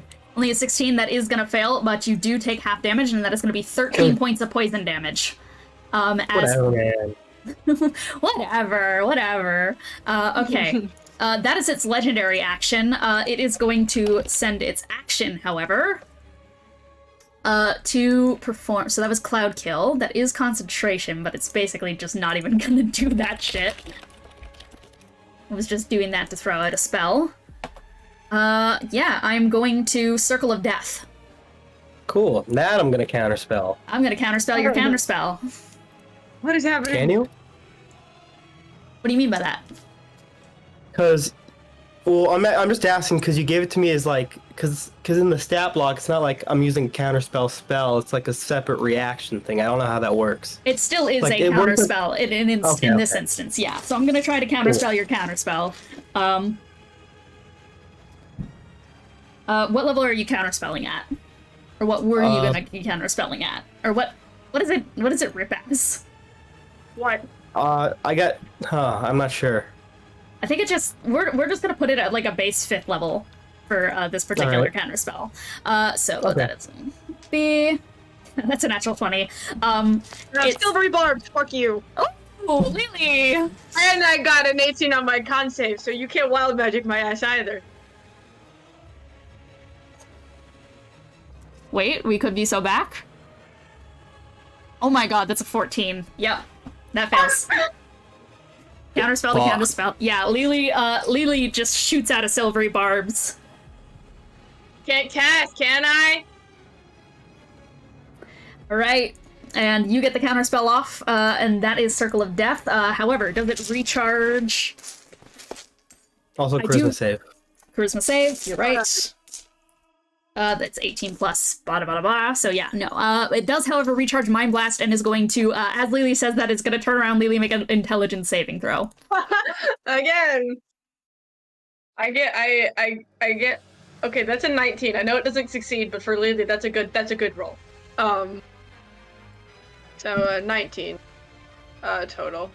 I get 1 chance for giving off a asshole word, but yeah, that's a 19 intelligence saving. 19 intelligence saving throw is going to fail this. So you're going to take 32 points of psychic damage and get back on the ground and be stunned again. Woo! As Lelee, you just like Party. shout out the can't cast, huh? And it's just going to go, yes, you can't. And yeah, just points finger down and you fall to the ground, Lelee. Alright. That is Xibalba's turn. That's gonna bring us back up to Gideon. Damn. All right.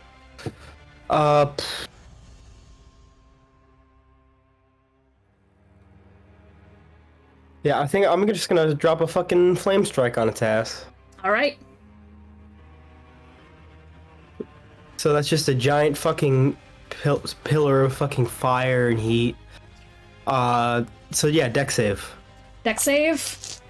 I'm gonna attempt a counterspell first. Counterspell was an 18.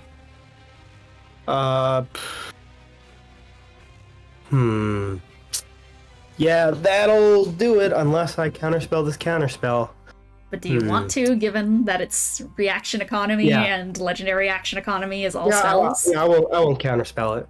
Cool. Yeah. So it just raises the hand up, snaps as you start to like raise yours up to kind of like burst the fires up further. It just snaps your counterspell down. Okay, then... Yeah, I think Gideon just goes, well, if it's gonna be like that, I suppose I should get closer then. And I'm gonna bonus action with Acer Quen. Gonna try to hit. Yep. Yeah, that's like a, what? That's a 22 to hit? 22 does hit. Cool. Ba-ba. That is maybe 9 piercing. 9 piercing, yep, just stabs into it. He grabs onto Azur and just like kind of starts squeezing Azur's hilt like nice and tight, and it's just gonna go, why don't you come closer? Just kind of tilts its head at you, almost a manic look in its eye. Alright, so that is your turn. Yep. Legendary action is going to... Are you making your way closer yet? Yeah, but I haven't closed the distance quite yet. Okay, you haven't closed the distance. Are you still within... I think you're still within 20 feet, yeah? Probably, yeah. Then I'm gonna Paralyzing Tendril you, and that is gonna be... Ooh, that's a nat 20 to hit. Alright, so that is gonna be 20 points of cold damage, and roll a Constitution saving throw. At disadvantage because of the nat 20. Alright. That is that's a 19. It is a 19 that just barely succeeds. Alright. as you feel like that pulse starting to writhe up your body, but you once again just snap yourself back into standing instead of falling to the ground. Quite resilient. You always have been.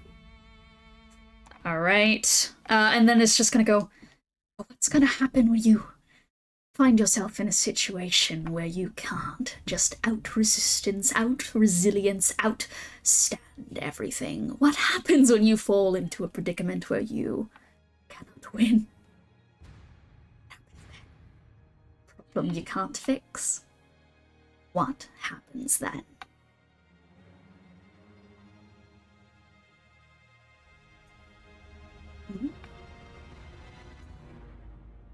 That is its legendary action. Lelee, it's your turn.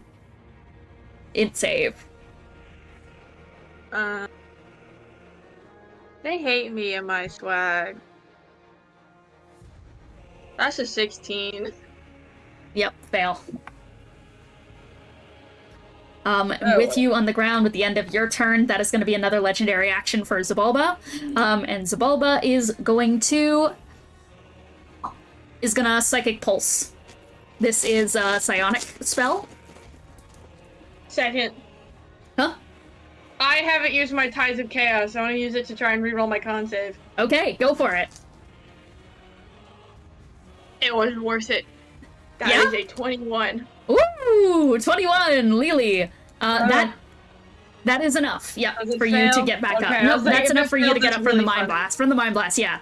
You start standing to your feet, but that is the end of your turn, to which it is going to legendary action. Once again, is going to Psychic Pulse at you. Lelee, make an intelligence saving throw. Listen, it's okay because it means that it doesn't automatically hit me, or like attacks don't just kill my ass. 22! 22! What's happening? That still fails against its fucking It cell doesn't save matter. DC. That's insane. Lily's never rolled this high in her life for intelligence. You gotta be somewhat proud of her. That's true. This is... One moment. One quick moment. One quick moment. Alright, this straight is... Doc, how dead am This I? is Psychic Pulse, Vision of Despair. You have failed, so you're going to take... It's gonna be... Okay, that is 20 points of psychic damage. And alongside that,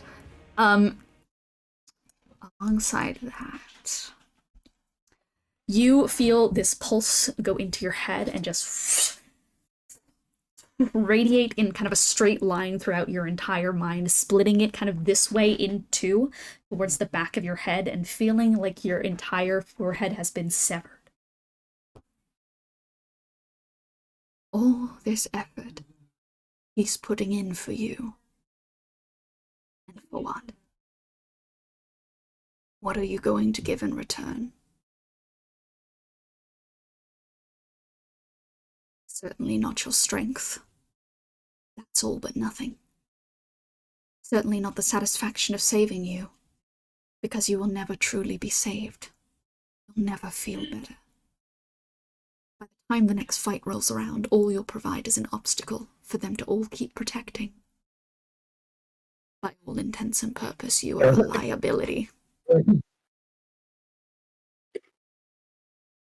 Your existence is pain. Tell me I'm wrong. No. It's not. Your existence is pain. Tell me I'm wrong. You're wrong. Is that not all you feel, though? Pain and no upside? Tell me I'm wrong. Is there some secret benefit to the way that you're feeling?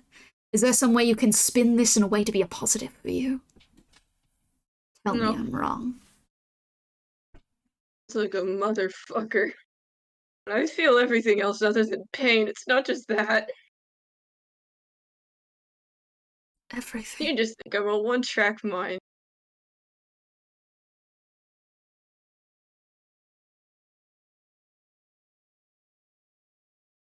I feel hatred for you. It's one thing I feel. I have a therapy session with you in my head.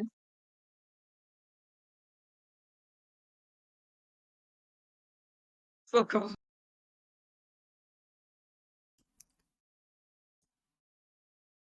Make me.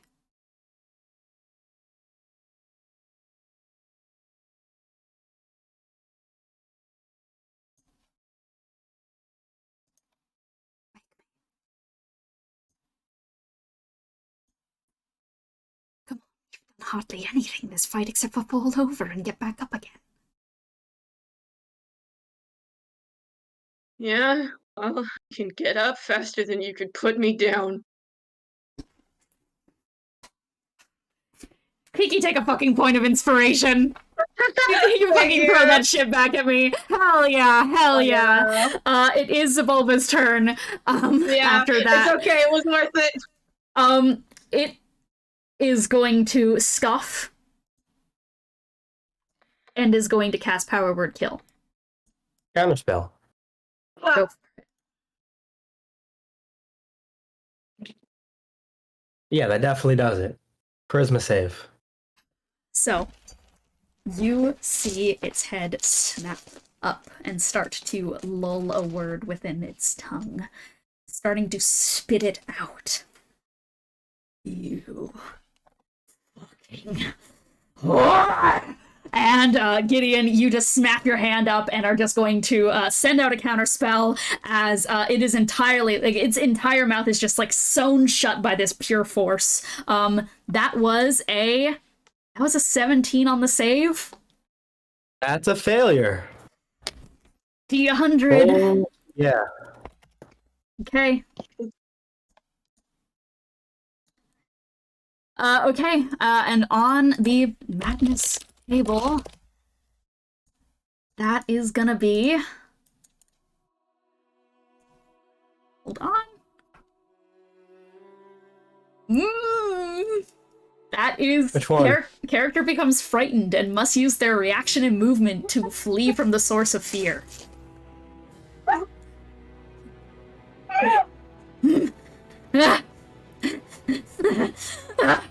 And it just starts running. Just starts slowly backing up on its feet and just like stepping backwards. Both of you! Both of you! Lelee, wait. Lelee was in melee, right? Yeah. Lelee was in melee. Lelee, you can reaction, you can like do it fucking... Yeah. I was just gonna do a little smack with my hand. But with my monk stuff, I can do it twice. But the first one was a 29, and the second one was a 17. I'm assuming the 29 hits, 17 doesn't. Yes. Okay. I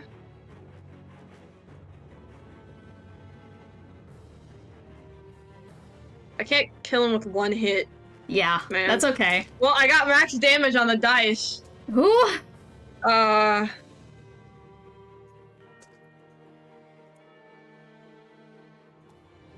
That's 23. 23, you just like, as it's starting to slowly back up, you just lunge forward with your quarterstaff and just smack it across the head, to which it continues to stumble back, dripping pink liquid that kind of spirals in this kind of maddening, it looks like Far Realm just spilling out into the Umbra below as it takes a couple more steps back and just kind of keeps just like walking, just one step back, two step back, just slowly getting itself back where it pushes itself up against the back of the wall and is just sitting there shaking. It falls to its knees. And is just shivering there.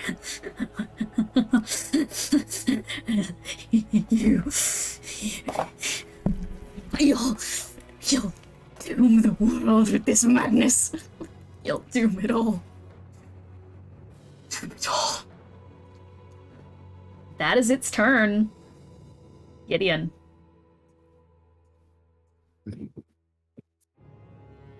Yeah, I think Gideon just looks at the Xibalba and just goes... Right. The world you're building, the world you wanted, the world you see before you is gonna be gone, burned away down to ash. Nothing. It won't even be a memory. And then I would like to, I'm gonna bonus action Branding Smite. Okay. And then I'm gonna get in there, I'm gonna fucking attack with Esther Quinn. Yeah. Do it. Doing it. Alright, that is I think that's what's that? A dirty 20 to hit? Dirty 20 does not hit. It doesn't hit? Yep. Damn. 21 AC. Gotcha. Alright, that's gonna be the end of my turn then. That's the end of your turn. Yep, you are just walking forward. Wait, it's frightened, isn't it? It is frightened. Does that give me advantage, or Does it? I don't know how that works. I'm not sure. Frightened. 5E. Frightened has disadvantage on ability checks and attack rolls while the creature is within sight. Creature cannot willingly move closer, so no. You do not get advantage. Right. It just has disadvantage on everything while you're within, like, its range of vision. Okay. Kiki, shoot that guy. Anyways, yeah, so that is going to bring us to Lelee's turn.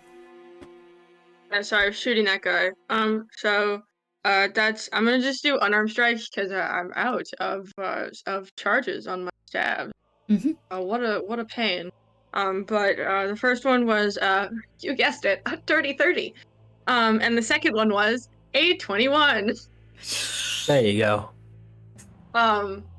And so hold on, before I roll all of this damage, I need to check something. Yeah, I think I'm gonna bonus action flurry of blows, so I do more go for it. punching. Yeah. Okay, so the next one is a 28. Yep. And flurry of blows gives me 2 unarmed strikes, I believe. It does. That is the only one that fails. That's a 16. Okay, 16. I rolled a damn 4. All right. All right, I'm going to open up my online dice roller and just do all of this in a batch. Yeah, good call. Just give you like the bludgeoning and then the fire damage.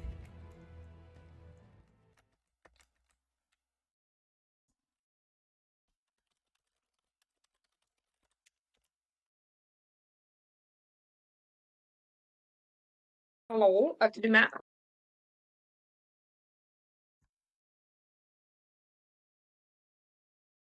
I believe in you. So that's 47 bludgeoning damage, and then just 8 fire damage. For all intents and purposes. How do you want to do this? She just kind of like, and it's on shaking legs, like just the very same thing that it kind of, you know, made fun of her for.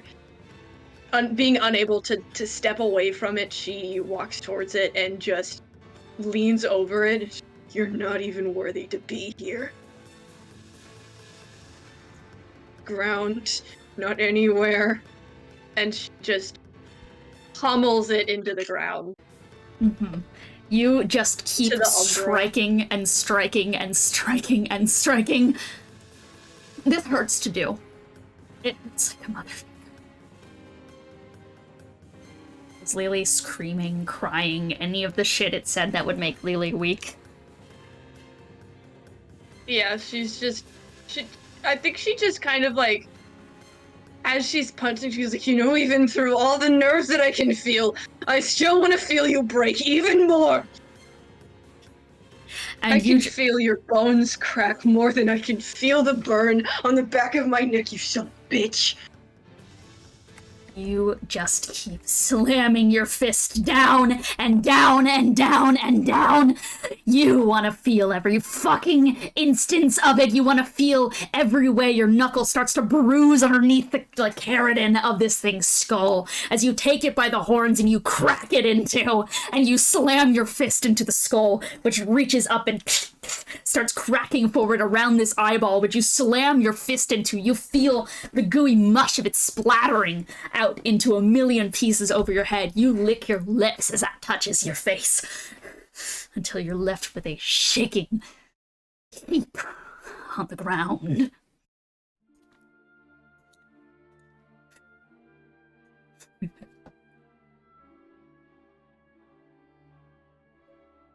You know for a fact that I can't die. So it makes it so much sweeter when you do. I get to watch it over and over again.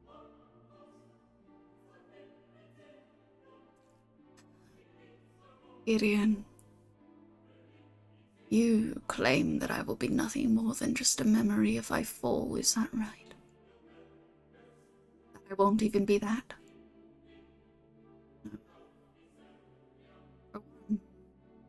I won't.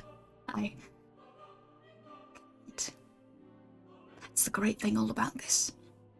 These seeds have been planted and sown for so much longer than your existence. The truth about me is that even in death, I cannot die. Alice, perhaps proven to me that maybe in some physical regard, maybe I can perish. But the idea will never lose its potency. Strive for a better tomorrow, the scars I've laid upon thousands. The holes in the earth from the bombs I set off in the war. They will never stop growing the plants differently. The scars I've laid upon your flesh will never leave you. The ink I've sewn into you is never going to get rubbed off, no matter how hard you scrub. The memories of me inside your mind I will keep clawing inside of you. I will be in every ache you feel. I will be in the ache of thousands of children, of men, of women, of anyone. I am written within the annals of history, and I will not be forgotten. I will not be taken out of this narrative. That cannot be done at this point. I, for all intents and purposes, am truly, fully, fundamentally immortal. It does not change that.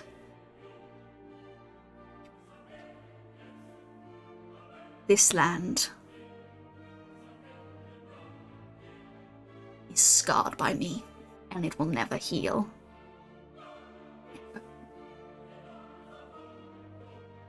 You can cling to your moments of victory as long as you want, but at the end of the day, I will still be written in the books as the one you triumphed over. So I will still have won.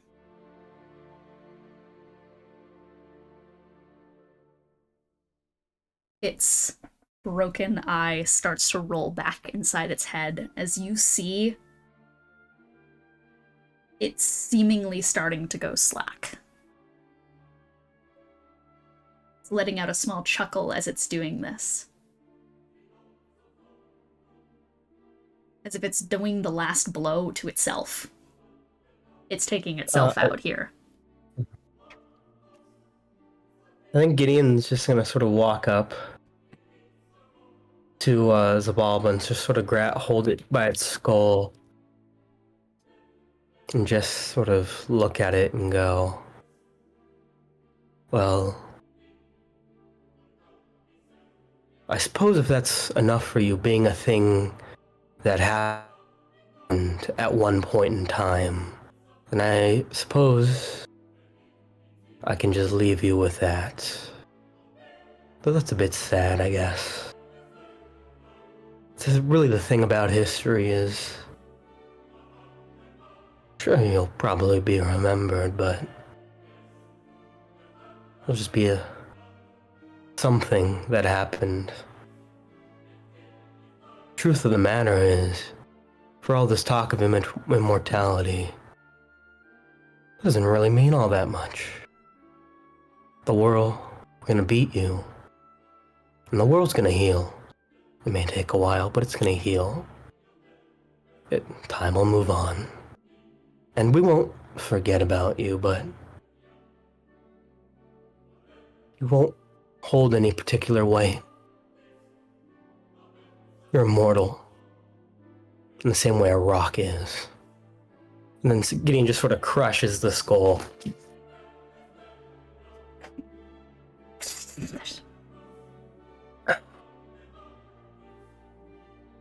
It falls slack in your hand almost before you do that final push against its cranium. And you shatter it.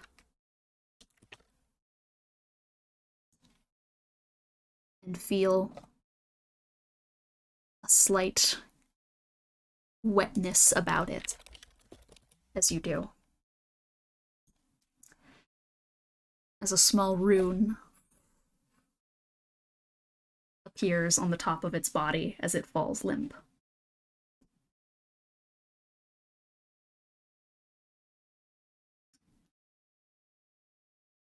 If you want, you can roll Arcana on this. I would like to roll Arcana on this. That'd be fun. That is a 21.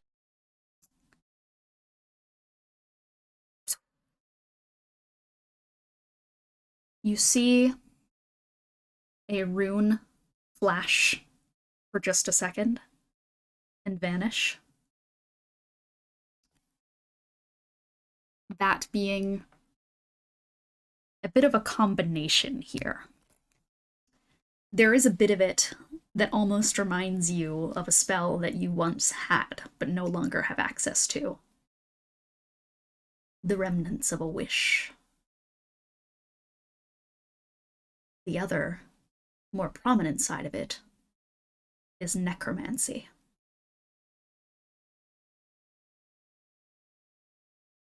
Spell clone. As you and Lelee stand buried within this deep pit, we are going to go on our quick break. We'll be right back.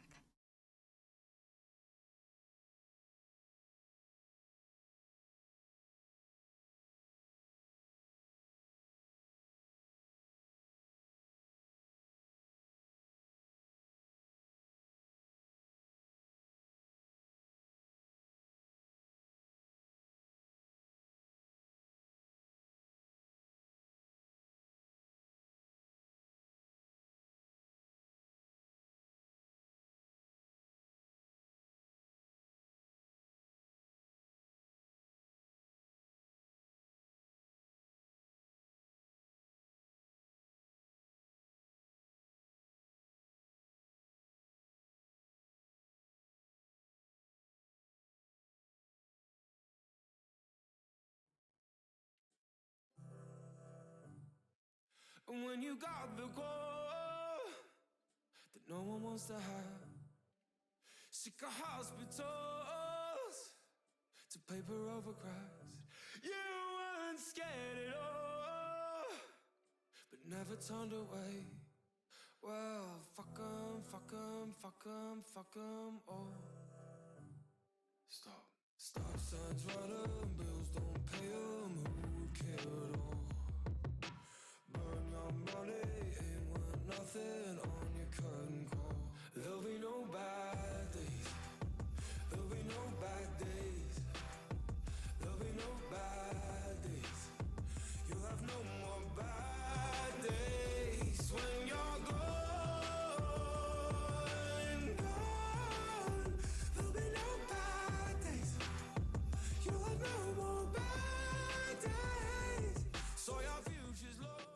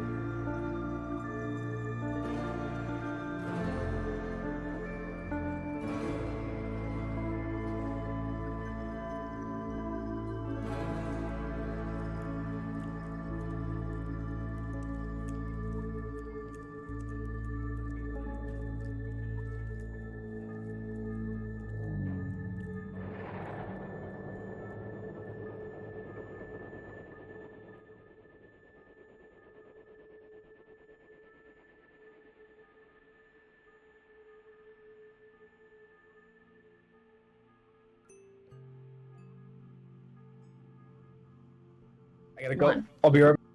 What the fuck? What the fuck do you mean?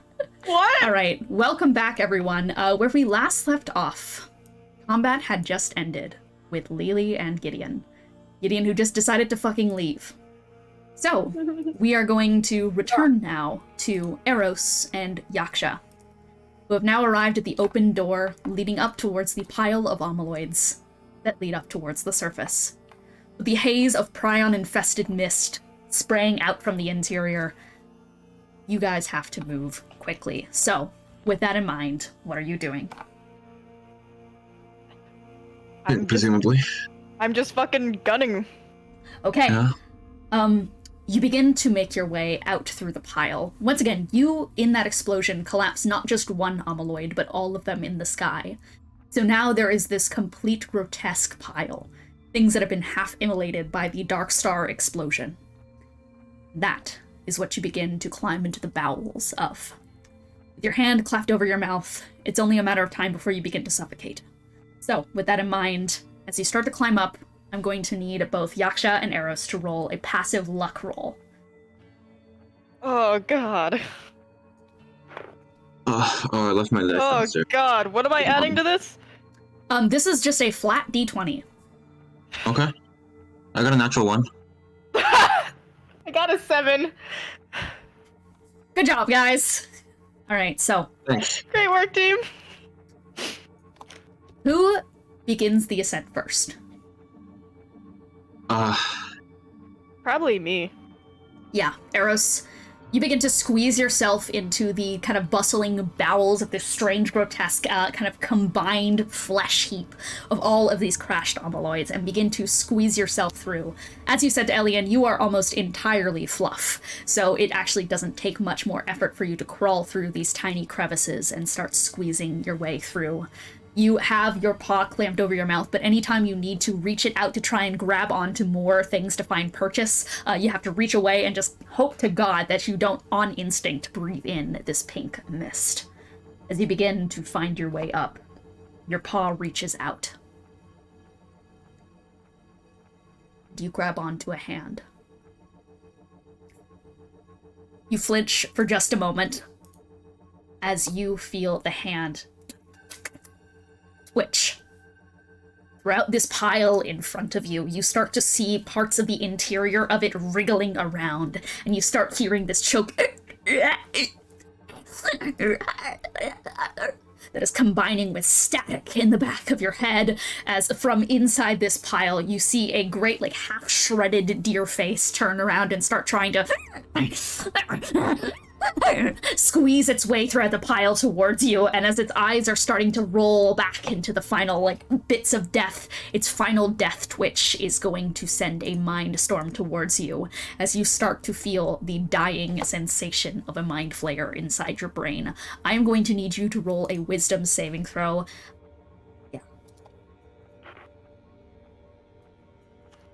Wisdom save.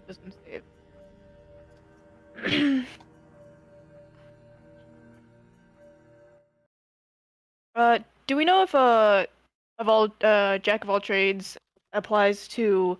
No. No. Okay, great. That's a 12. Skill checks. That is a 12. As this, like, death twitching is going to kind of overtake your mind, with these kind of, like, post-ictal spasms going inside of you, you are going to take a total of... You're going to take 20 points of psychic damage as it kind of curls into your mind and jolts at you, and I need you to roll a Constitution saving throw to see if you can stop your mouth from opening up to let out a gasp. 16. 16, the DC for holding your breath is 10. As you manage to, despite this pain that kind of rides and spikes up your head, you manage to clamp down and just, like, you bite down on your bottom lip and just continue to just squeeze yourself through. Yaksha, you follow in. You guys manage to get a decent amount of pace before you reach out. And as you pull yourself up a bit, Yaksha, you see in between the squeezes of this great pile what looks like a tiny bit of sunlight peeking through. For a second, you think he's come. You open your mouth and just say that shit? Roll a Constitution saving throw.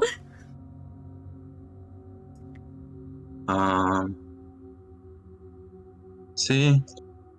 You just on instinct let out that just no. And you hear inside your brain as Elian like goes into the telepathic channel, he goes, no, keep your mouth closed. And 22. you try 22, you manage to immediately like clamp it shut, but not before you start to see this thing starting to move and tap some fingers through the rubble towards you, and you see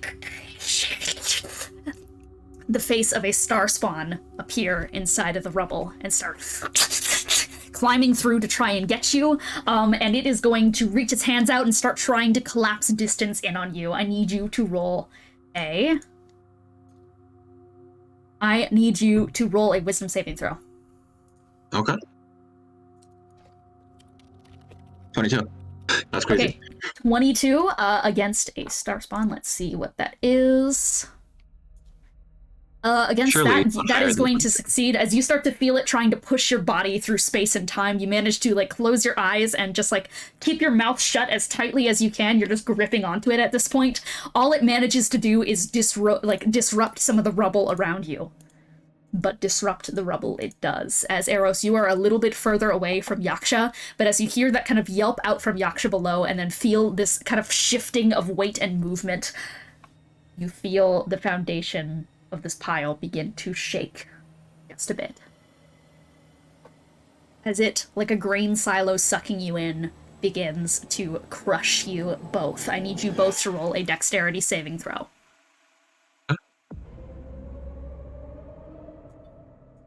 That's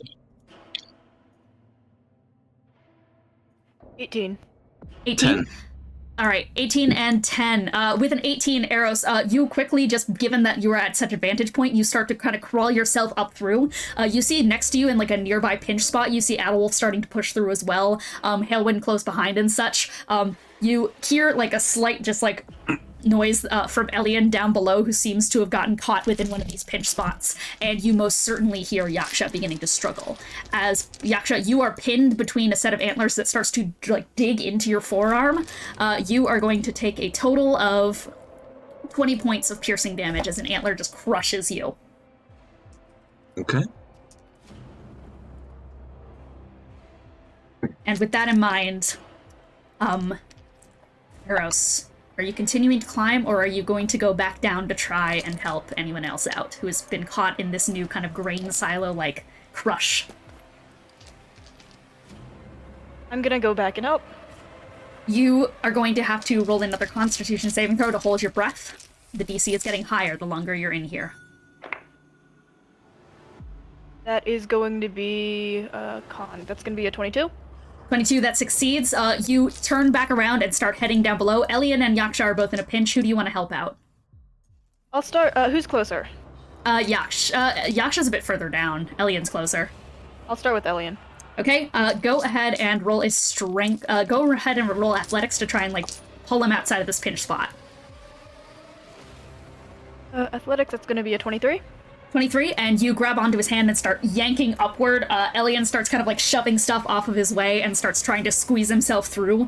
He's definitely a little bit less maneuverable than both you and Yaksha are, but eventually he manages to squeeze himself to a point where he is less like being crushed by some of it. You see a little bit of blood, this kind of mix of gold and a bunch of, he has honestly a strange kaleidoscope mix of blood trailing down his arm as he just and he's going to start continuing to climb. Yaksha, you are still buried below. I want you to roll another passive luck roll. Another luck roll, okay. As that pinch spot that collapsed in also crushes the star spawn with it. No way did you get another one. No fucking way. It's better. No, my first luck roll was a 1, my second luck roll was a 20. Wow. Oh, okay. I thought you were gonna say 2. Thankfully, you managed to dislodge yourself in enough of a manner that you have full freedom of movement at this point and can try to push yourself out through the pinch spot. You're not like held back in any way, like restrained. Yeah. And that's exactly what I'm doing. All right, go just ahead. Trying to get out, right? Go ahead and roll a Constitution saving throw to try and hold your breath. Save. 30, 20. 30-20, you keep it closed. Yep. With that in mind, you guys are going to go for the last push through these caverns. I want you both to roll one final luck roll. Okay. 15. 15? 12. 15 and 12. With a 15, Aros, you begin to continue your ascent upwards, just grabbing onto nearby hooks and branches, just trying to force yourself up. Occasionally you catch another twitch off in the distance of something still alive in this pile, but the only thing that happens to you is you get slightly nicked in the ankle by a antler that's kind of been hooked outstretched and kind of scrapes against you. You take 4 slashing damage as you kind of rip your ankle against it. Roll one more Constitution saving throw for your breath.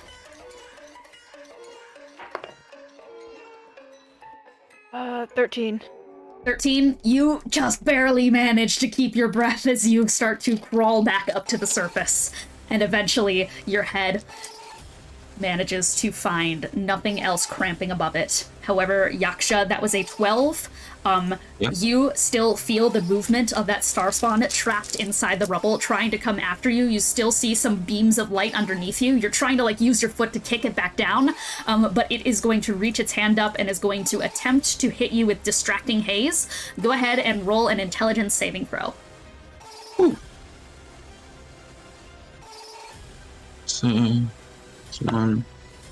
That would be a 13. 13, that is going to fail. So you are going to take the 10. Okay, that you're going to take 16 points of psychic damage. Awesome. But you are able to start crawling your way up. One more Constitution saving throw. Mm-hmm. And that's 17. 17. Your hand reaches up, both of you, expecting to find more tangled arrays of marrow and smog, only to meet thick, curdled air. Through the tears that have naturally, through the tears that have kind of naturally sprung into the corners of your eyes, you can hardly tell what you're seeing. It feels like the pressure of your eyes stinging bullets underneath waves. But it's as if, as you squeeze your joints out from that last ragdoll limp carrion heap, that you begin to see the smog change from one to another. Instead of the gruesome pink of this curdled brain matter, there's a low husky breeze that swims throughout the winter air. There's a bite, and yet no snow to combat the dull and unending haze of grueling heat. Atop this heap of amyloids, you, for the first time, see the surface of Seperternum. It's a strange sensation. You smell the must, the cloying thickness against your tongue, the dim lights of fires burning hundreds of years long in wars against wood and magic flammables of this land that refuse to stop fighting. There's been no white flag cast to call them all off. The ash makes a snowfall blanket across the sinkhole-laden ground. It coats lumps and mounds that you cannot be certain are not bodies. You'd swear these buildings would have had flesh the way they sag and decay. Historically speaking, only volcanoes have ever been able to cause such widespread ash calcification. Seperternum has no such mountain peak. It never did. It's like time itself. Dunamancy, gravity. It's all frozen up here. You can see it all laid out for you. There's bits in the sky that for a moment look like clouds but are actually rubble, suspended in animation. It's like so much of it has just stopped. Nothing has been bothered to regrow. It's not like a moment has passed at all, really. The land itself has been unable to lick clean its wounds, and it's been stuck. Adolf wriggles himself up to the surface, and as Elian looks around, he eventually... Risk should be minimal to negligent. We can breathe. Okay. Do you see the sunlight down there? Sunlight? Yeah. No. I didn't. We're being He kind chased of- by star spawns. He kind of looks Sunlight. back down underneath. Well, I wouldn't be surprised. Starspawn working with Roxanne, working with all of them. Is Hailwind also with us? Yeah. Okay. She so that and gets accounted Adalwolf for. are just fully looking around and just breathing it in, just seeing the surface again. Okay, where's We need plants, right? The flowers? Yeah. where am I eating this thing? Well, preferably we'd find a good spot for things to grow, but just kind of looks around. There's so much smog.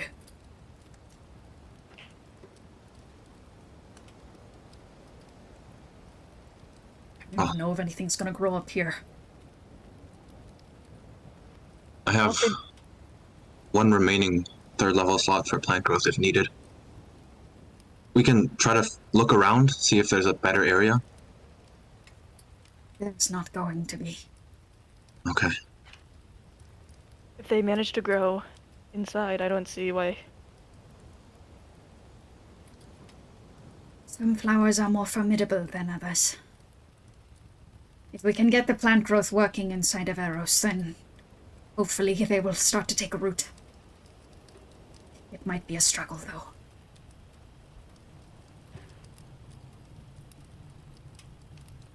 So just like here, or? Well, we want to try and get these roots down to help restabilize the foundations of the tunnels leading towards Lelee, then there is no better place than right here. Okay. He sort of grips onto the pot a little tighter and he goes, like, roots and everything, or just like... Roots and everything. How big is this pot, by the way? It's pretty damn big. It's gonna be a struggle to get it down. Like, you're gonna have to, like, crack the pot and start digging through, like, the dirt. You're gonna get some dirt in your mouth. I think Elian's gonna attempt his best to, like, try and prestidigitation and just try to get some of the dirt out of the way for you. But he's like, try your best not to gag it all out. Isn't that an ask?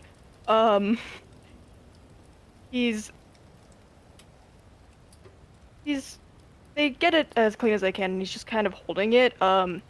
He's noticeably shaking, and he's just going, okay.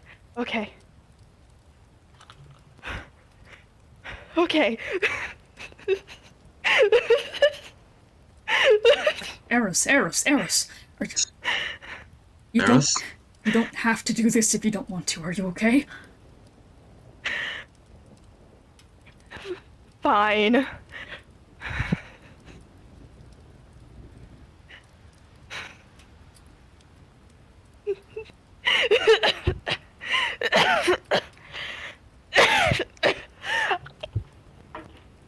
You, with tears flowing out through your eyes, are just going to kind of like crane your head back and you shove the flower deep inside your mouth.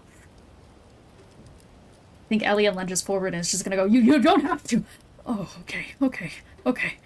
But it's too late at that point. You're starting to try and use your fingers to try and push it deeper into your throat. Every single instance of you trying to get these roots deeper and deeper, you feel the dirt lulling against your tongue as these, like, small bits start to kind of scrape against the side of your mouth. It's far too big to be a comfortable swallow.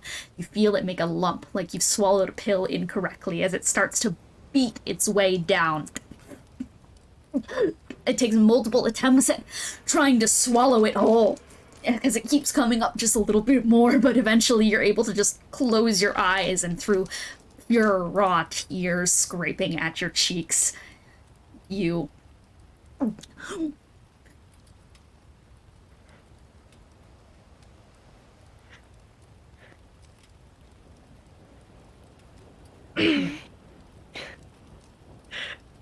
Funnily enough, I think they're easier coming out.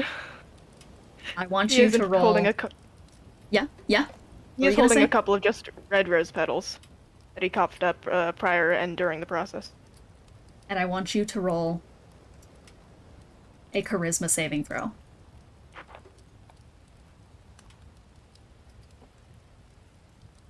Good at those at least. 16? You, as the flower goes thick and heavy down your throat, and as you hold out this handful of bloodied red rose petals, Yaksha, you watch as Aros falls to one knee and then the other. Their eyes, for a second, grow fully, just full, wide pupiled, just spreads out, almost kind of engulfing the entire, like, yellow sclera of their eye in just pure pitch black. Before their head lolls backward. Eros, stay with me.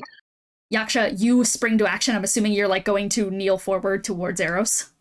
Yeah, can I try to catch him in some way? Yeah, you If there's anything I can do to help, I'll uh, try. Go ahead and, you slide to go and catch Aros, and I think you honestly do. You just slide towards Aros' side, and as you put your hands around Aros, I want you to roll a charisma saving throw.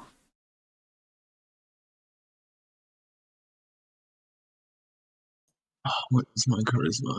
It's not good. I don't like the sound It of is that. 19. 19? Plus 0.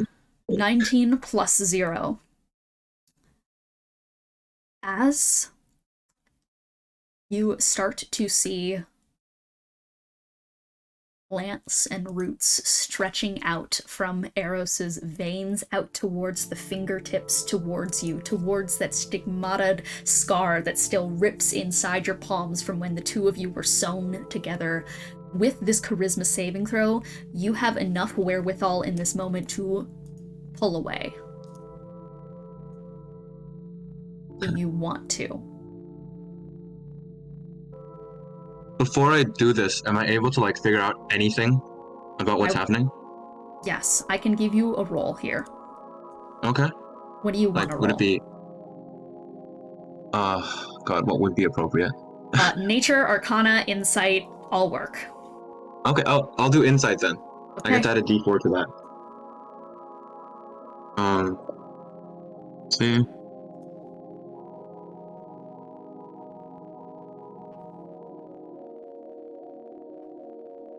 That is a dirty 20.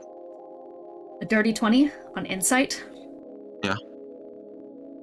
You see Aros already indeed consists of a multitude of instances of being inside their one body and soul.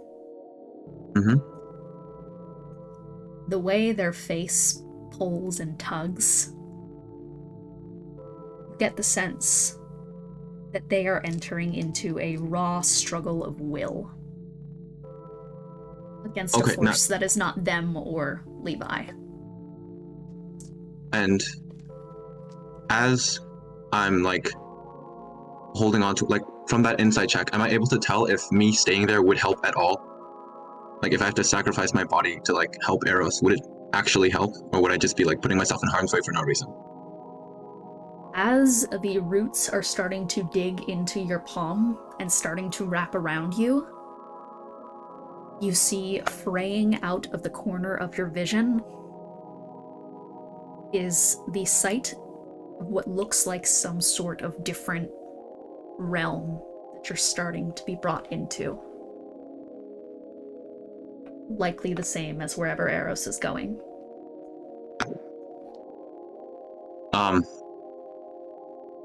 So I can't tell if I'm saying me staying would help.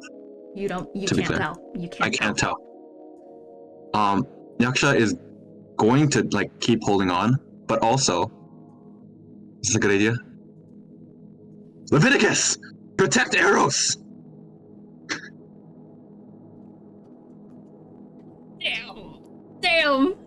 Damn! And Yaksha, your vision is overtaken by a rush of haze as we find ourselves back in the now Umbra flooding caves, where there is a limp body of skull and runes on the floor. And there is Lelee and Gideon. What are you doing? I don't think I can stay standing for much longer, Gideon. Do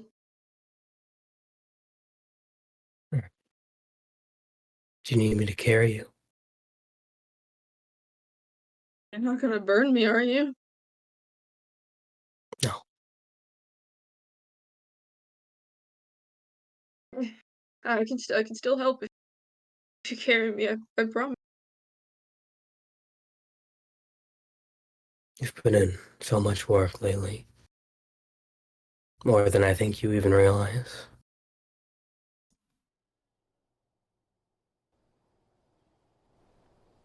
She's gonna like, with what little strength she has left, she's just going to like take a single step towards Gideon.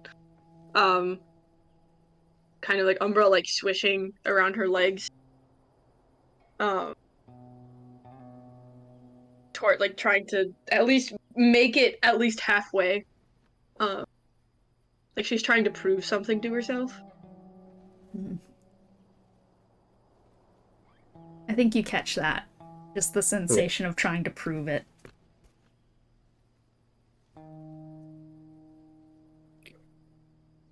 Yeah, and then Gideon, I think Gideon does meet her halfway. You kept going. Even with everything was saying, trying to do, you kept going. That's all that really matters. I don't want to keep going, not right now. I just want to stop for a bit. Then you can stop for a bit. Okay. We did our work how here. easy is it? Yeah, to climb onto Gideon. He has very many arms. I think it's like relatively like he's kind of jungle gym coded in a way right now, just given the amount of just like different outstretched limbs. It's not hard to find like a couple of holds and such for you to crawl up into. Does my curse activate? Yeah, it does. Gideon, wisdom saving throw. Cool. Good thing I'm insanely good at those. What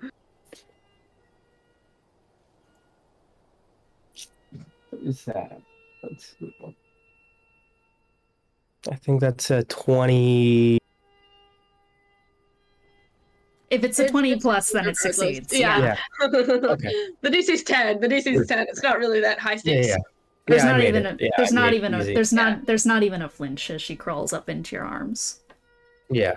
And I'm assuming the fire does not burn. Just It doesn't. It's just warm. Okay. Oh. Are the others okay?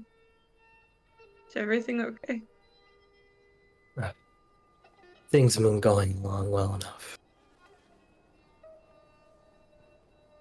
Hopefully things have been holding up well. But we made progress here. We did something here. That's important. Are the Umbrals okay? I can't tell.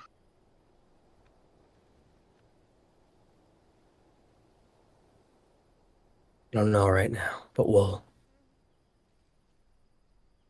we can fix it. If there's a problem, we can fix it. There's no fix, Gideon. There's no fix. Not for them. Okay, I keep trying to explain it. Nobody gets it. There's no fix. There's just help. I don't mean fix them. I mean fix that thing. Fixing by stopping it. Stop saying fix. Fix is what it wants to do. Help. Then we'll help. We'll help then, Lelee. Okay, I'm gonna lay here, just find the others. Okay then.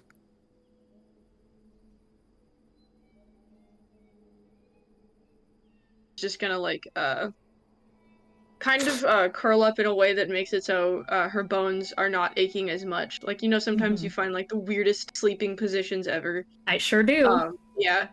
She does that. She's kind of like she's curled around her staves because that's like the closest thing she has to a stuffed animal that isn't V. But yeah, she's just laying down. Think. Hmm. Yeah? Oh, I was gonna say, can sort of like Gideon just sort of like hold Lelee with like sort of the inner chest arm, so like Lelee's just sort of floating in that Oh. weird space as hers usually in. I mean, yeah. I think You Gideon don't could... understand how good that is. Yeah, that's insanely good. Yeah, I think that you kind of feel this enveloping sensation as you're kind of just like taken inside of this It's, like, kind of... floating. I imagine it's like being inside of an egg, sort of Egg! floating there in the weird fire goop, Yeah. whatever. No, listen, it's the weightlessness that you get from water, and it's the heat that you get from fire with none of the negative consequences. It is literally perfect. You, as you kind of tuck Lelee into this kind of cocoonish casing and such for the time being, I think just given the closeness, you're fully able to just feel it for a second throughout your own body. Just the deep aches. There's still part of it that's scarred over. You did your best when you were trying to heal her to kind of reposition some of those deep burns, but they're still in there. It's not really something that you think you can change at this point. But for now, this seems satisfactory. At the very least. I think Ezra floats over and is just going to return to your hand. What do you do now? Same as ever. We keep moving forward.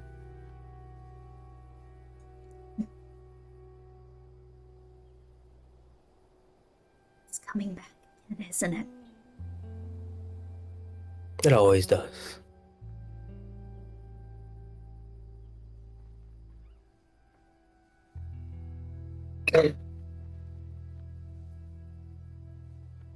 What if it...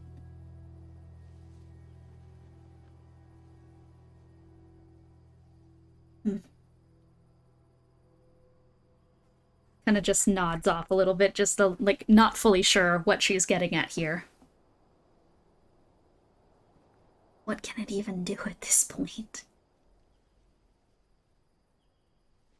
I'm sure it has its plans and its machinations.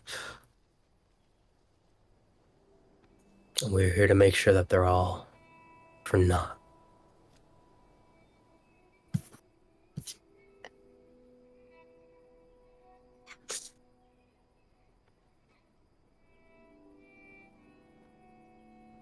Is there room for me to get back into? There's room enough, yes. Please. Gideon, and then Gideon puts her back into the fold as well. Yeah. Just a sword kind of in there as well with you, Lelee. She doesn't mind, man. She's sleeping with weapons. Yeah. Honestly, it's a welcome thing. So, with that in mind, we are going to return to Yaksha and Aros.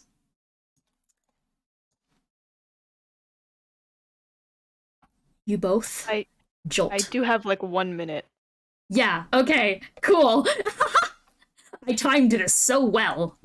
So, I think in this moment, as you're looking around you, you see raw, complete darkness. Oh, my little rose. Always so good at following the path laid out before you. You've really taken after me. All these talks of gardening befits one of my favorite vassals. What was the plan here? Control the roots through your body? Quaint. You've always served the role as a conduit. So that much is sound. But control has never been your strong suit, Rose.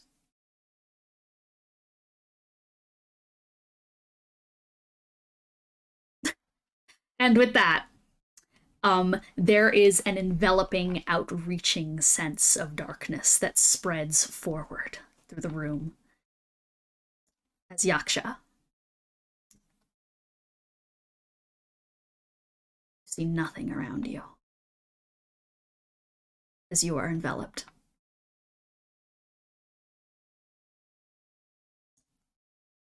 Okay.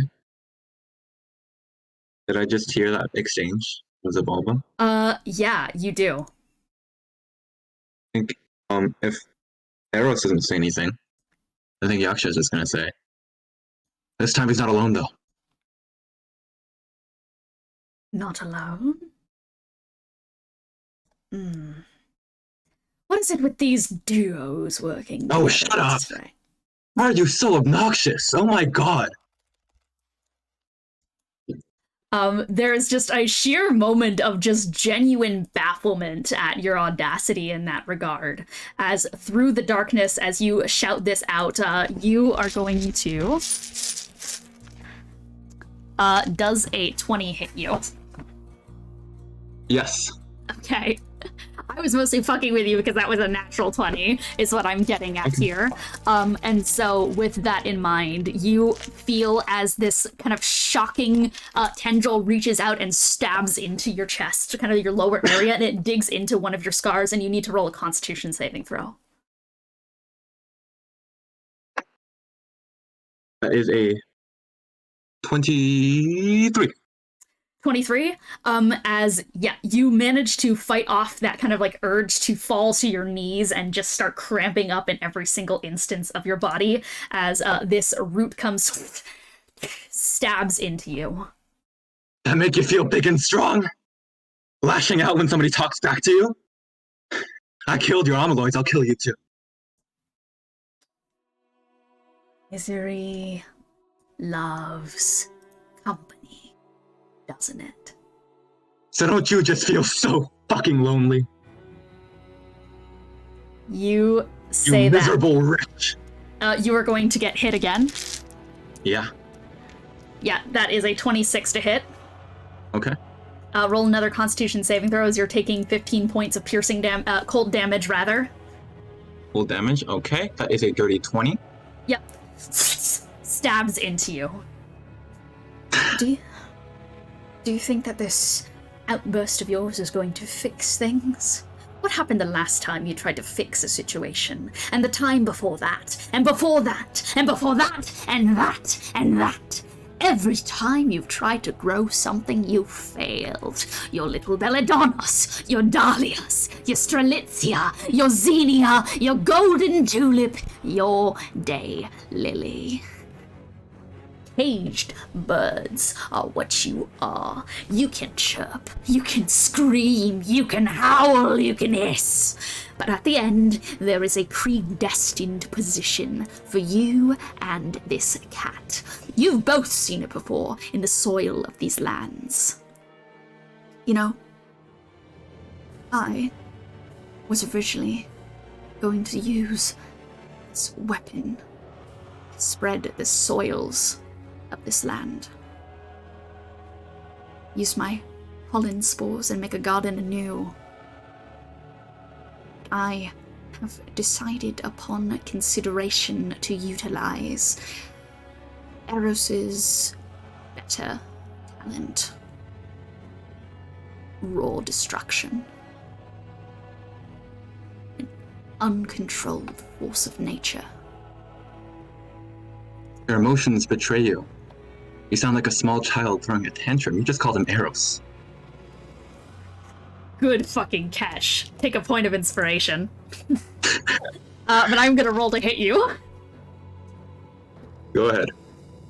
That's the same roll as before. You're gonna take another 15 points and roll a Constitution saving throw. Okay. I'm good at those, actually. 19. 19. Stabs into you once again, but you're able to once again fight off that sensation. Go ahead. Throw your tantrum. Throw your hits at me. It won't make a difference. You're doing an awful lot of projecting. Piece of shit. My fate's predestined? For a scientist, you seem to be the one that's unable to learn or even understand the concept of learning. Because you just keep making the same mistakes.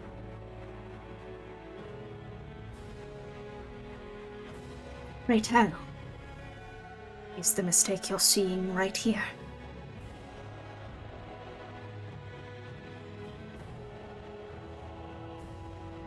Come closer. I'll tell it to you in a whisper. Roll persuasion. That is a 19 plus 0. 19 plus 0, and I'm gonna do that against... Okay. In what you can imagine is just sheer deluded arrogance at this point, you see as in the darkness around you, instead of getting physically closer to you, the room is going to begin to light up. You see strung up into a series of outstretched vines is Aros starting to fight off this sensation. Their hands strung up and kind of crucified up to the room as those thorn kind of barbs stick through their paws, and their whole body is starting to overflow with the sensation as their eyes roll back into their head. You are within what looks like a cage. A rib cage, more accurately. And outside of it is brain matter. Just what looks like pure rows of infinite kind of coiling parts of kind of gray matter that pulses and aches, and there's little horns reaching out through every single spiral. In fact, the kind of cracks and curves this mind makes does look like outstretched antlers and branches instead of those kind of curling snake-like patterns that you typically see within a human brain. This is the Elder Brain. And you see, lighting up for just a second, is a fading necromancy rune.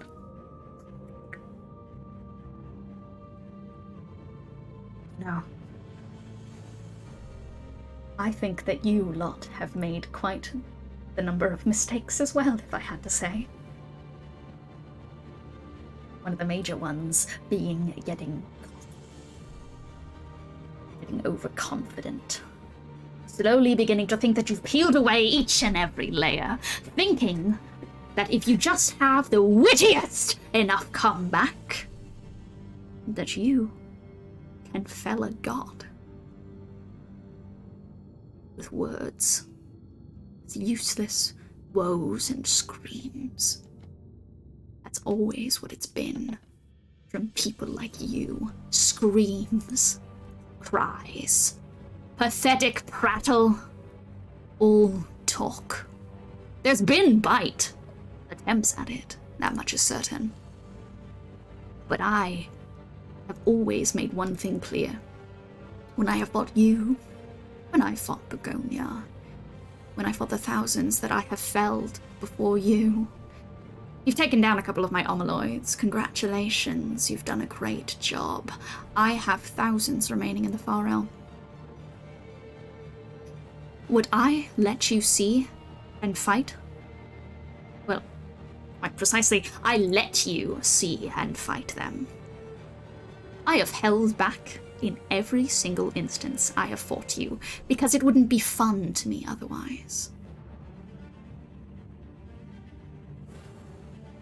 You are all bark to me. It's all you are. I come to steal the words of my once favorite creation when I say this. I've had fun playing with you before. But I've decided that perhaps I don't want to play anymore. Perhaps I'm done.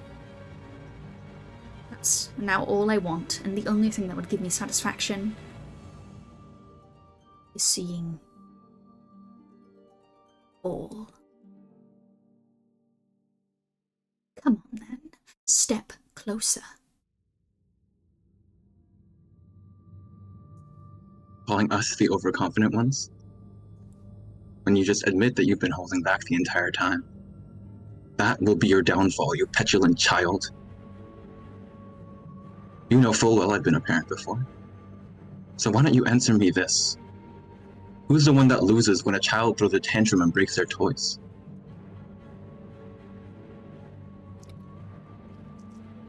You see another snap of an appendage kind of spike out from the side of this elder brain out towards you. That's a natural 1. It's actually not going to hit you. This time you're able to sidestep out of the way and just push it to the side. Hi, Alice. Your emotions betray you again.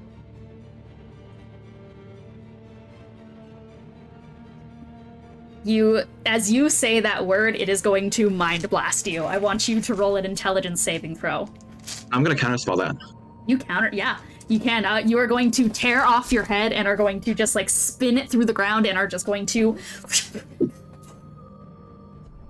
splash it around.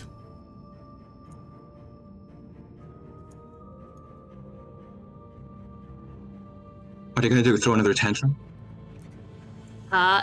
What did you get for that counterspell, by the way? I have to roll for that. Okay.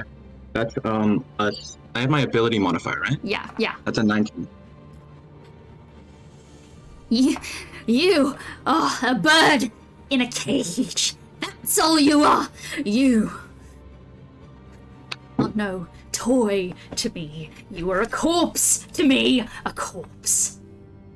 Yeah, I believed that too before. Guess what, you piece of shit? Kill me now, the cursed ones still take you down. Because we're no longer the gods here. We're playing a game of mortals. You're about to learn what it's like to die. As you are looking around this room, like, what do you want to do? I'm trying to find, like, I'm in the Elder Brain, right? You are kind of within, like, a brain. You're, like, within kind of Aros-ish. Or it's a brain space. Brain matter. Brain space just surrounding me everywhere. I am trapped in a rib cage, right? Yeah. Okay. So number 1 priority is just, like, getting out of the cage. If I can find a way to do that. Number 2 priority is trying to get Aros. Just, like, help them out. Do you want to take a look around, like, take stock of your situation? Yeah, sure. Okay. Go ahead and just start looking around. Go ahead and roll perception or investigation. And what specifically are you looking for in here? A ribcage. I'm in a ribcage, right? You are inside a ribcage. Outside of it is a lot of brain matter. Are you looking for anything that stands out, perhaps? Or any, like, openings? Yeah, openings, weak spots, anywhere I could, like, try to break out, try to shimmy my way out. Cool, That's, like, the first thing I'm looking for. Mm-hmm. And, okay. So 4 plus 13, 17 plus... Oh, wait, I have expertise in perception.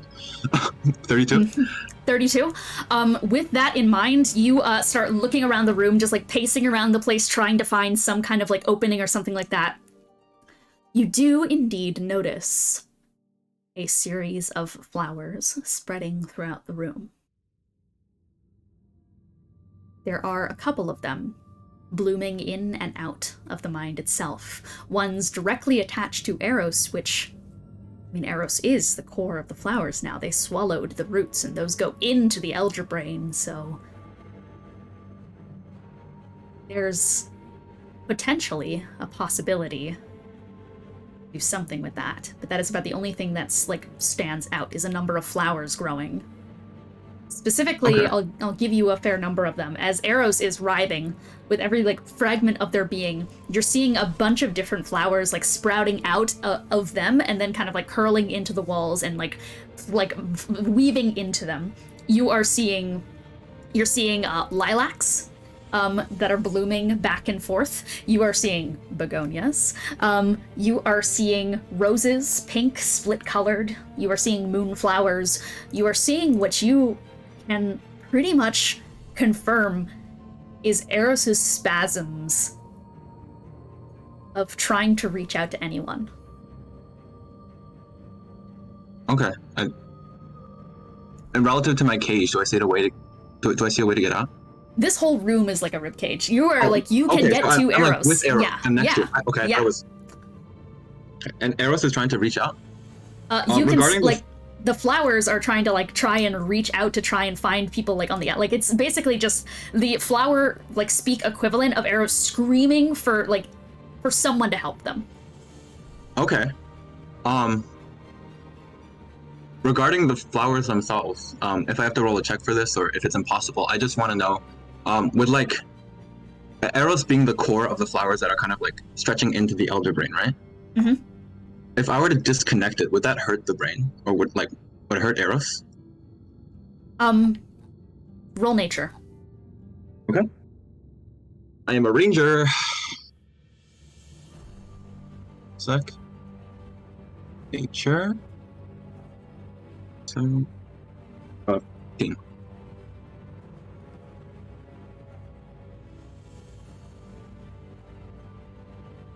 Yaksha. What'd you get? 15. 15? You definitely. I mean, at this point, they're drilling through Eros's body and threatening to rend it whole. Like, at this point, there's no safe way to just, like, remove it from Aros. At this point, it's, like, dug too deep. So it's, like, a connected thing at this point where just, like, the full total, like, the totality of removing or so here in this instance is not applicable. Right. But I'm talking about, like, cutting the exterior, right? Because it's stretching into the elder brain? Yeah, that would still hurt Aros. It's still, like, connected fundamentally. Because Aros is fundamentally connected to Xibalba with the ribcage. This is kind of like, yeah. Okay, that's the core. I'm just gonna try to, let's see. If Aros is begging for help, dude, I have no magic with me. I'm just gonna try to grab Aros again and just be like, Aros, can you hear me? You are immediately going to get hit by a Finger of Death. Yeah. So go ahead and basically, as you start heading towards Aros, you see a little bit extend out from the wall and send like this like spray of negative energy towards you. That is going to be a Constitution saving throw. Con save, okay. Yeah. For some reason I thought it was a dex save. 28. 28, that is going to succeed, but you're going to take half damage, just given that this is a con save. So that is plus 30 necrotic, and that's halved.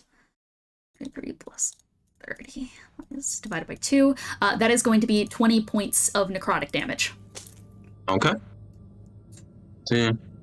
You wouldn't want to get caught up in this, would you? Oh no, I want your wits about you. What are you going to do, driving headfirst into that mess? You want to talk about a tantrum? Then let's talk about Aros for just a second. All they've ever Aros, done. give me a sign if you can hear me. You completely pushing past that voice are reaching out to Aros, and you see... Roll insight. Yeah. Okay. Woo!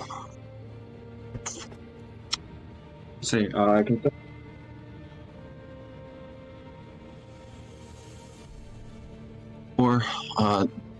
With that plus 4, that is a 3. Okay, 17. You see sprout inside of Eros's chest. You see it blooming outwards just for a second. You see a red rose just like force itself through, and you see from there, like kind of sprouting outside of it, you start to see a number of kind of like, I want to say that they're kind of like jade-colored flowers, and you can tell, like, you can pretty much tell that they are trying to interpret you. They're like jade-colored tulips. Very well.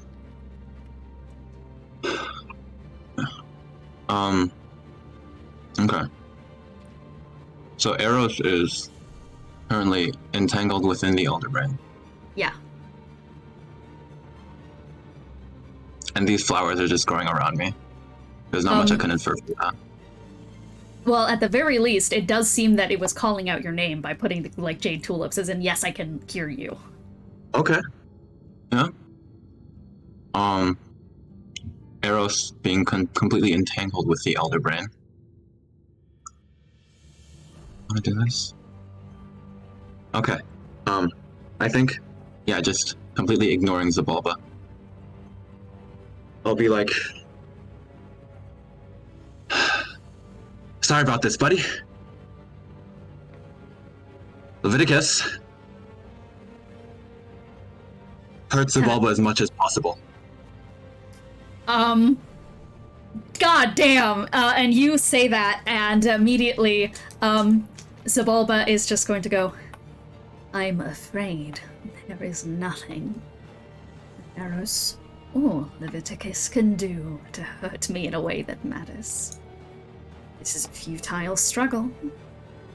That's all it is. That's all it is. And why are we not dead yet? That's what I've always said. You are alive because I want you to be right now. No. You're walking back your words. You said you were going to stop holding back. Why am I alive right now? Could it be that you can't, or that you don't want to? I want you to roll insight. Okay. Insight is 30-20. Dirty 20. With the dirty 20, you see for a moment it shift just slightly. And throughout some of those shifting bits of brain matter, you see for just a moment a glow from inside the folds of the brain matter of what looks like sunlight. From its pause, that is enough to gather something from in your head.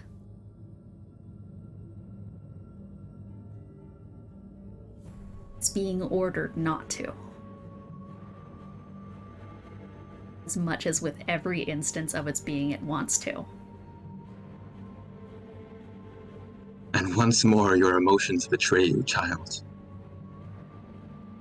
You couldn't kill me if you wanted to. And yet I have all the time in the world to watch you rot here until the ceasefire ends. I have all the time in the world. And at the end of the day, I have one primary mission, and it is in that mission that I will cause your suffering. I don't have the ability, right now, perhaps, to kill you outright.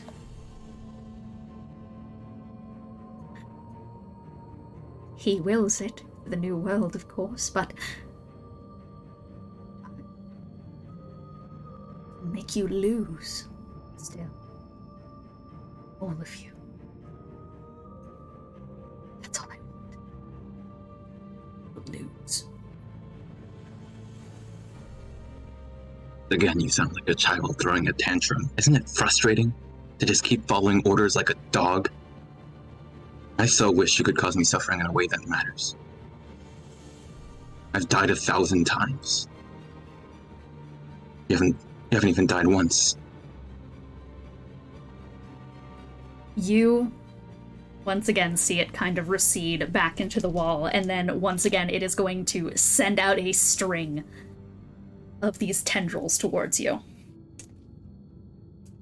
Those are both going to hit, and that is 20 points of cold damage and 2 con saves from you. Okay.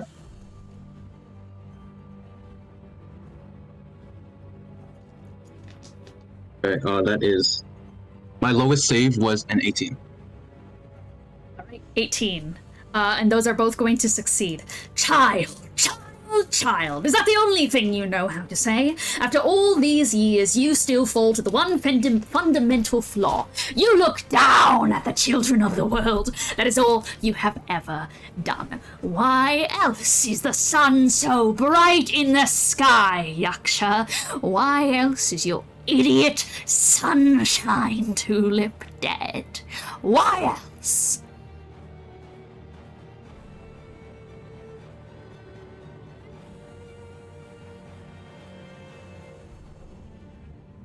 That's where you're wrong again, buddy. I stopped looking down on things a long time ago. You start to see as throughout, like, in this body and such of Leviticus, which is Leviticus at this point, it just starts growing out, at this point, a mass number of begonias.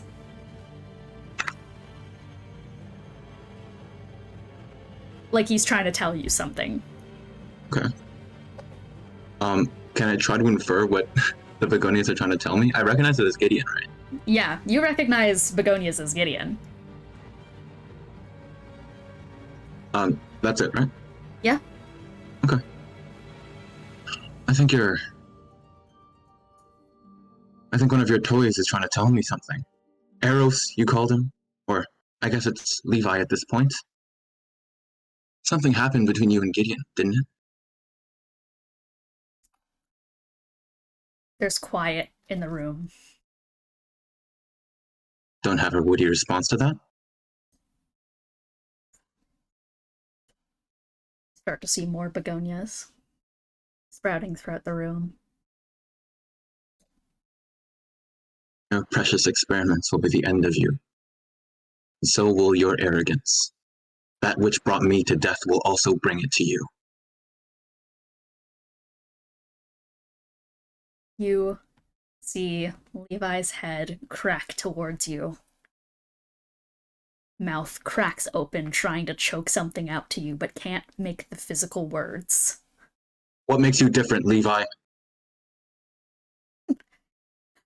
I'm gonna save them. I'm not a robot. Oh, you're not. What's his name, Xibalba? Xibalba just at this point is just going to, once again, is going to try and strike you with another number of appendages that are writhing out towards you. This time it's just silent, like, simmering anger and desperation. None of those hit. That was a 2, a 3, and a 1. You, like, just bat them all aside as Levi inside your head is just going to loudly choke out. You have plant growth, right? Yeah? You want me to do it? This idiot made an experiment and connected me to Gideon. We're You want me doing to cast plant growth on the begonias? Controlled burn, right? Controlled burn. Controlled immolation. I use my last 3rd level spell slot to cast plant growth on the begonias. It is going to reach out to try to counterspell you, but Levi is going to cast its hand up and is going to let out an anti-magic pulse towards it, to which you see the entire go quiet for a second, but it starts writhing against the rib cage in the room as you you just outstretch your hand forward and cast plant growth.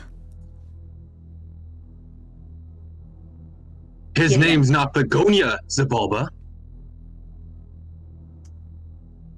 Gideon.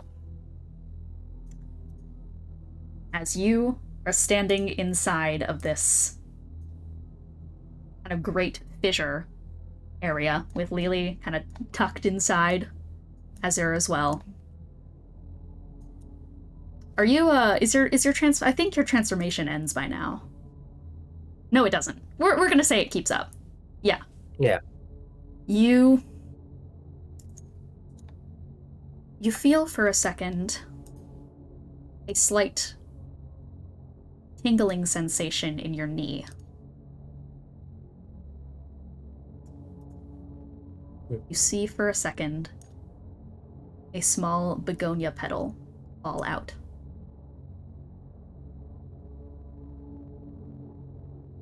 The same knee that Bennie did that ritual on that connected you to Eros's little weapon ordeal.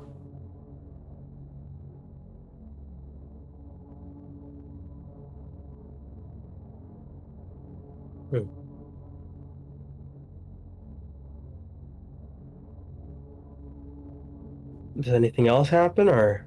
Another falls out. Then another. And then more and more choking outwards, spilling from you.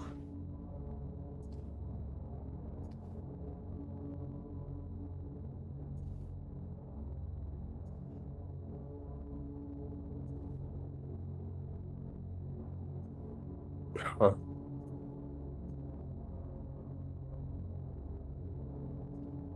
Do I get any other sense of from this, or is just they're just piling up around me? They're starting to pile up around you, but you also almost feel this unspoken urge to want to talk. That something's trying to reach out and speak. Is there any way for me to reach back? Yeah, you can. And then I'll do that. Aros. Overtaken in raw flowers, Levi was given the command to help you no matter what. And Yaksha, deep, holding off Xibalba,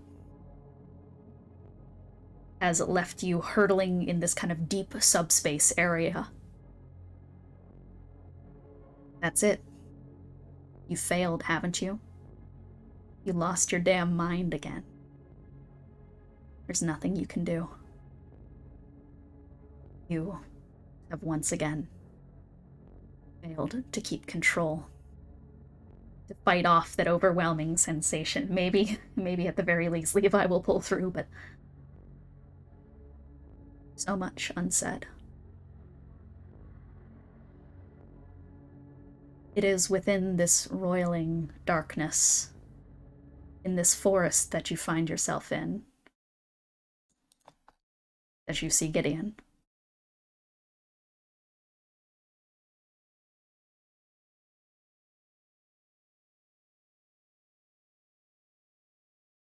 Oh no, not you. Have I done something wrong? No, it's always fucking you. Well, there's not much I can do about being me. You're fine.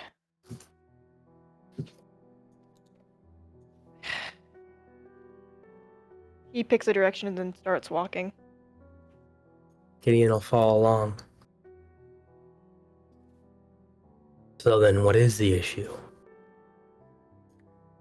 What do you mean, what's the issue? There's... I don't know what this is... I don't know what this is supposed to look like.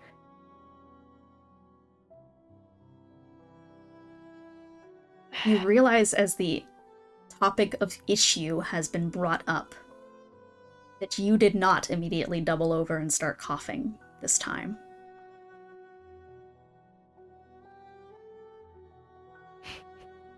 Well, yeah, why would I? This isn't actually a... I've been separated from my body, I assume. I'm hurling through kind of nothingness. Why would it have a physical reaction if I'm not physical?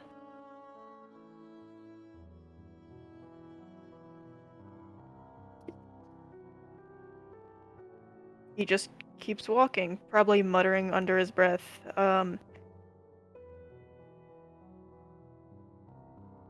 Figuring out where he goes, or where this forest goes, and trying to figure out how long he can keep himself here. Hmm. You notice, Gideon, that you guys are just walking in a circle at this point. You can't just keep walking forever.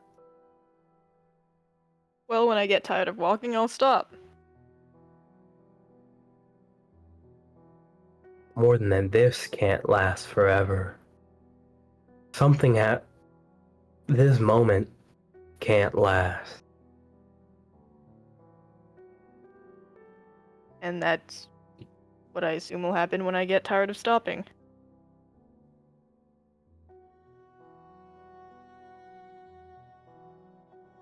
But aren't you tired of the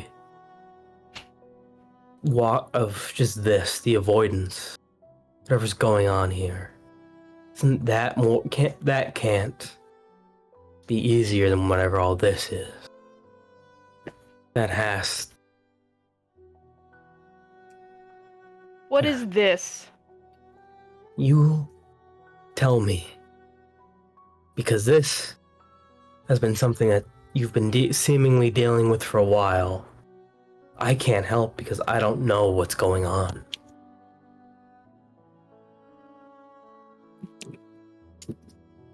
Do you want me to say it out loud? At a certain point, if you don't say anything, whatever this is, then you're not gonna get anywhere. You're just spinning circles. Just a gear not connected to anything else. Hasn't that what I've always been? Only if you keep letting yourself be that.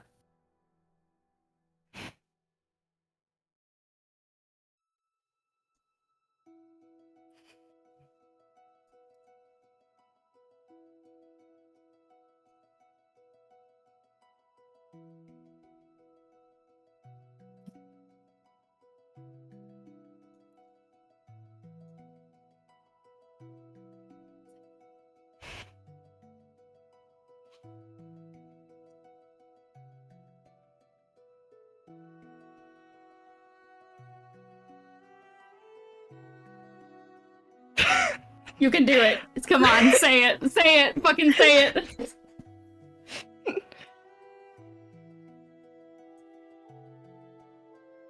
I like you a lot more than I probably should for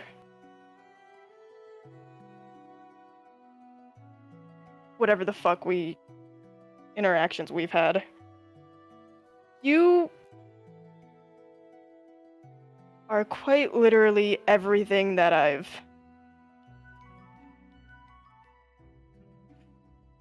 wanted to be to the party to start off, and it kind of pissed me the fuck off. To no one's, to my surprise, actually. And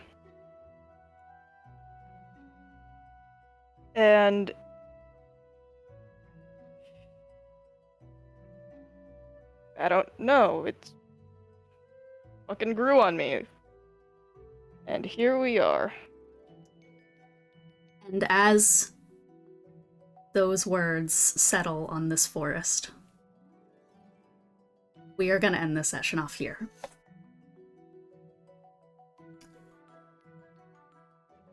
Ah, it happened! It happened! I'm sorry for the Yay. most How much popped out build-up. confession ever. Amazing! In my Alright. I gotta defense, go, by the way. Yeah, get the fuck yeah, out of here. Bye! Out of here. I forgot about Tony time limit. I was like, oh, we got plenty of time. Nope. We I did did it. look up and see Dean going, and I was like, okay. You gotta Yeah. do the thing. You had to do it. Alright. Goddamn. Let's do some closing remarks. Ethan. Hi. Yeah, I guess one thing I learned is that I'm in the Elder Brain now, alongside Leviticus. I think that's super Happens. awesome.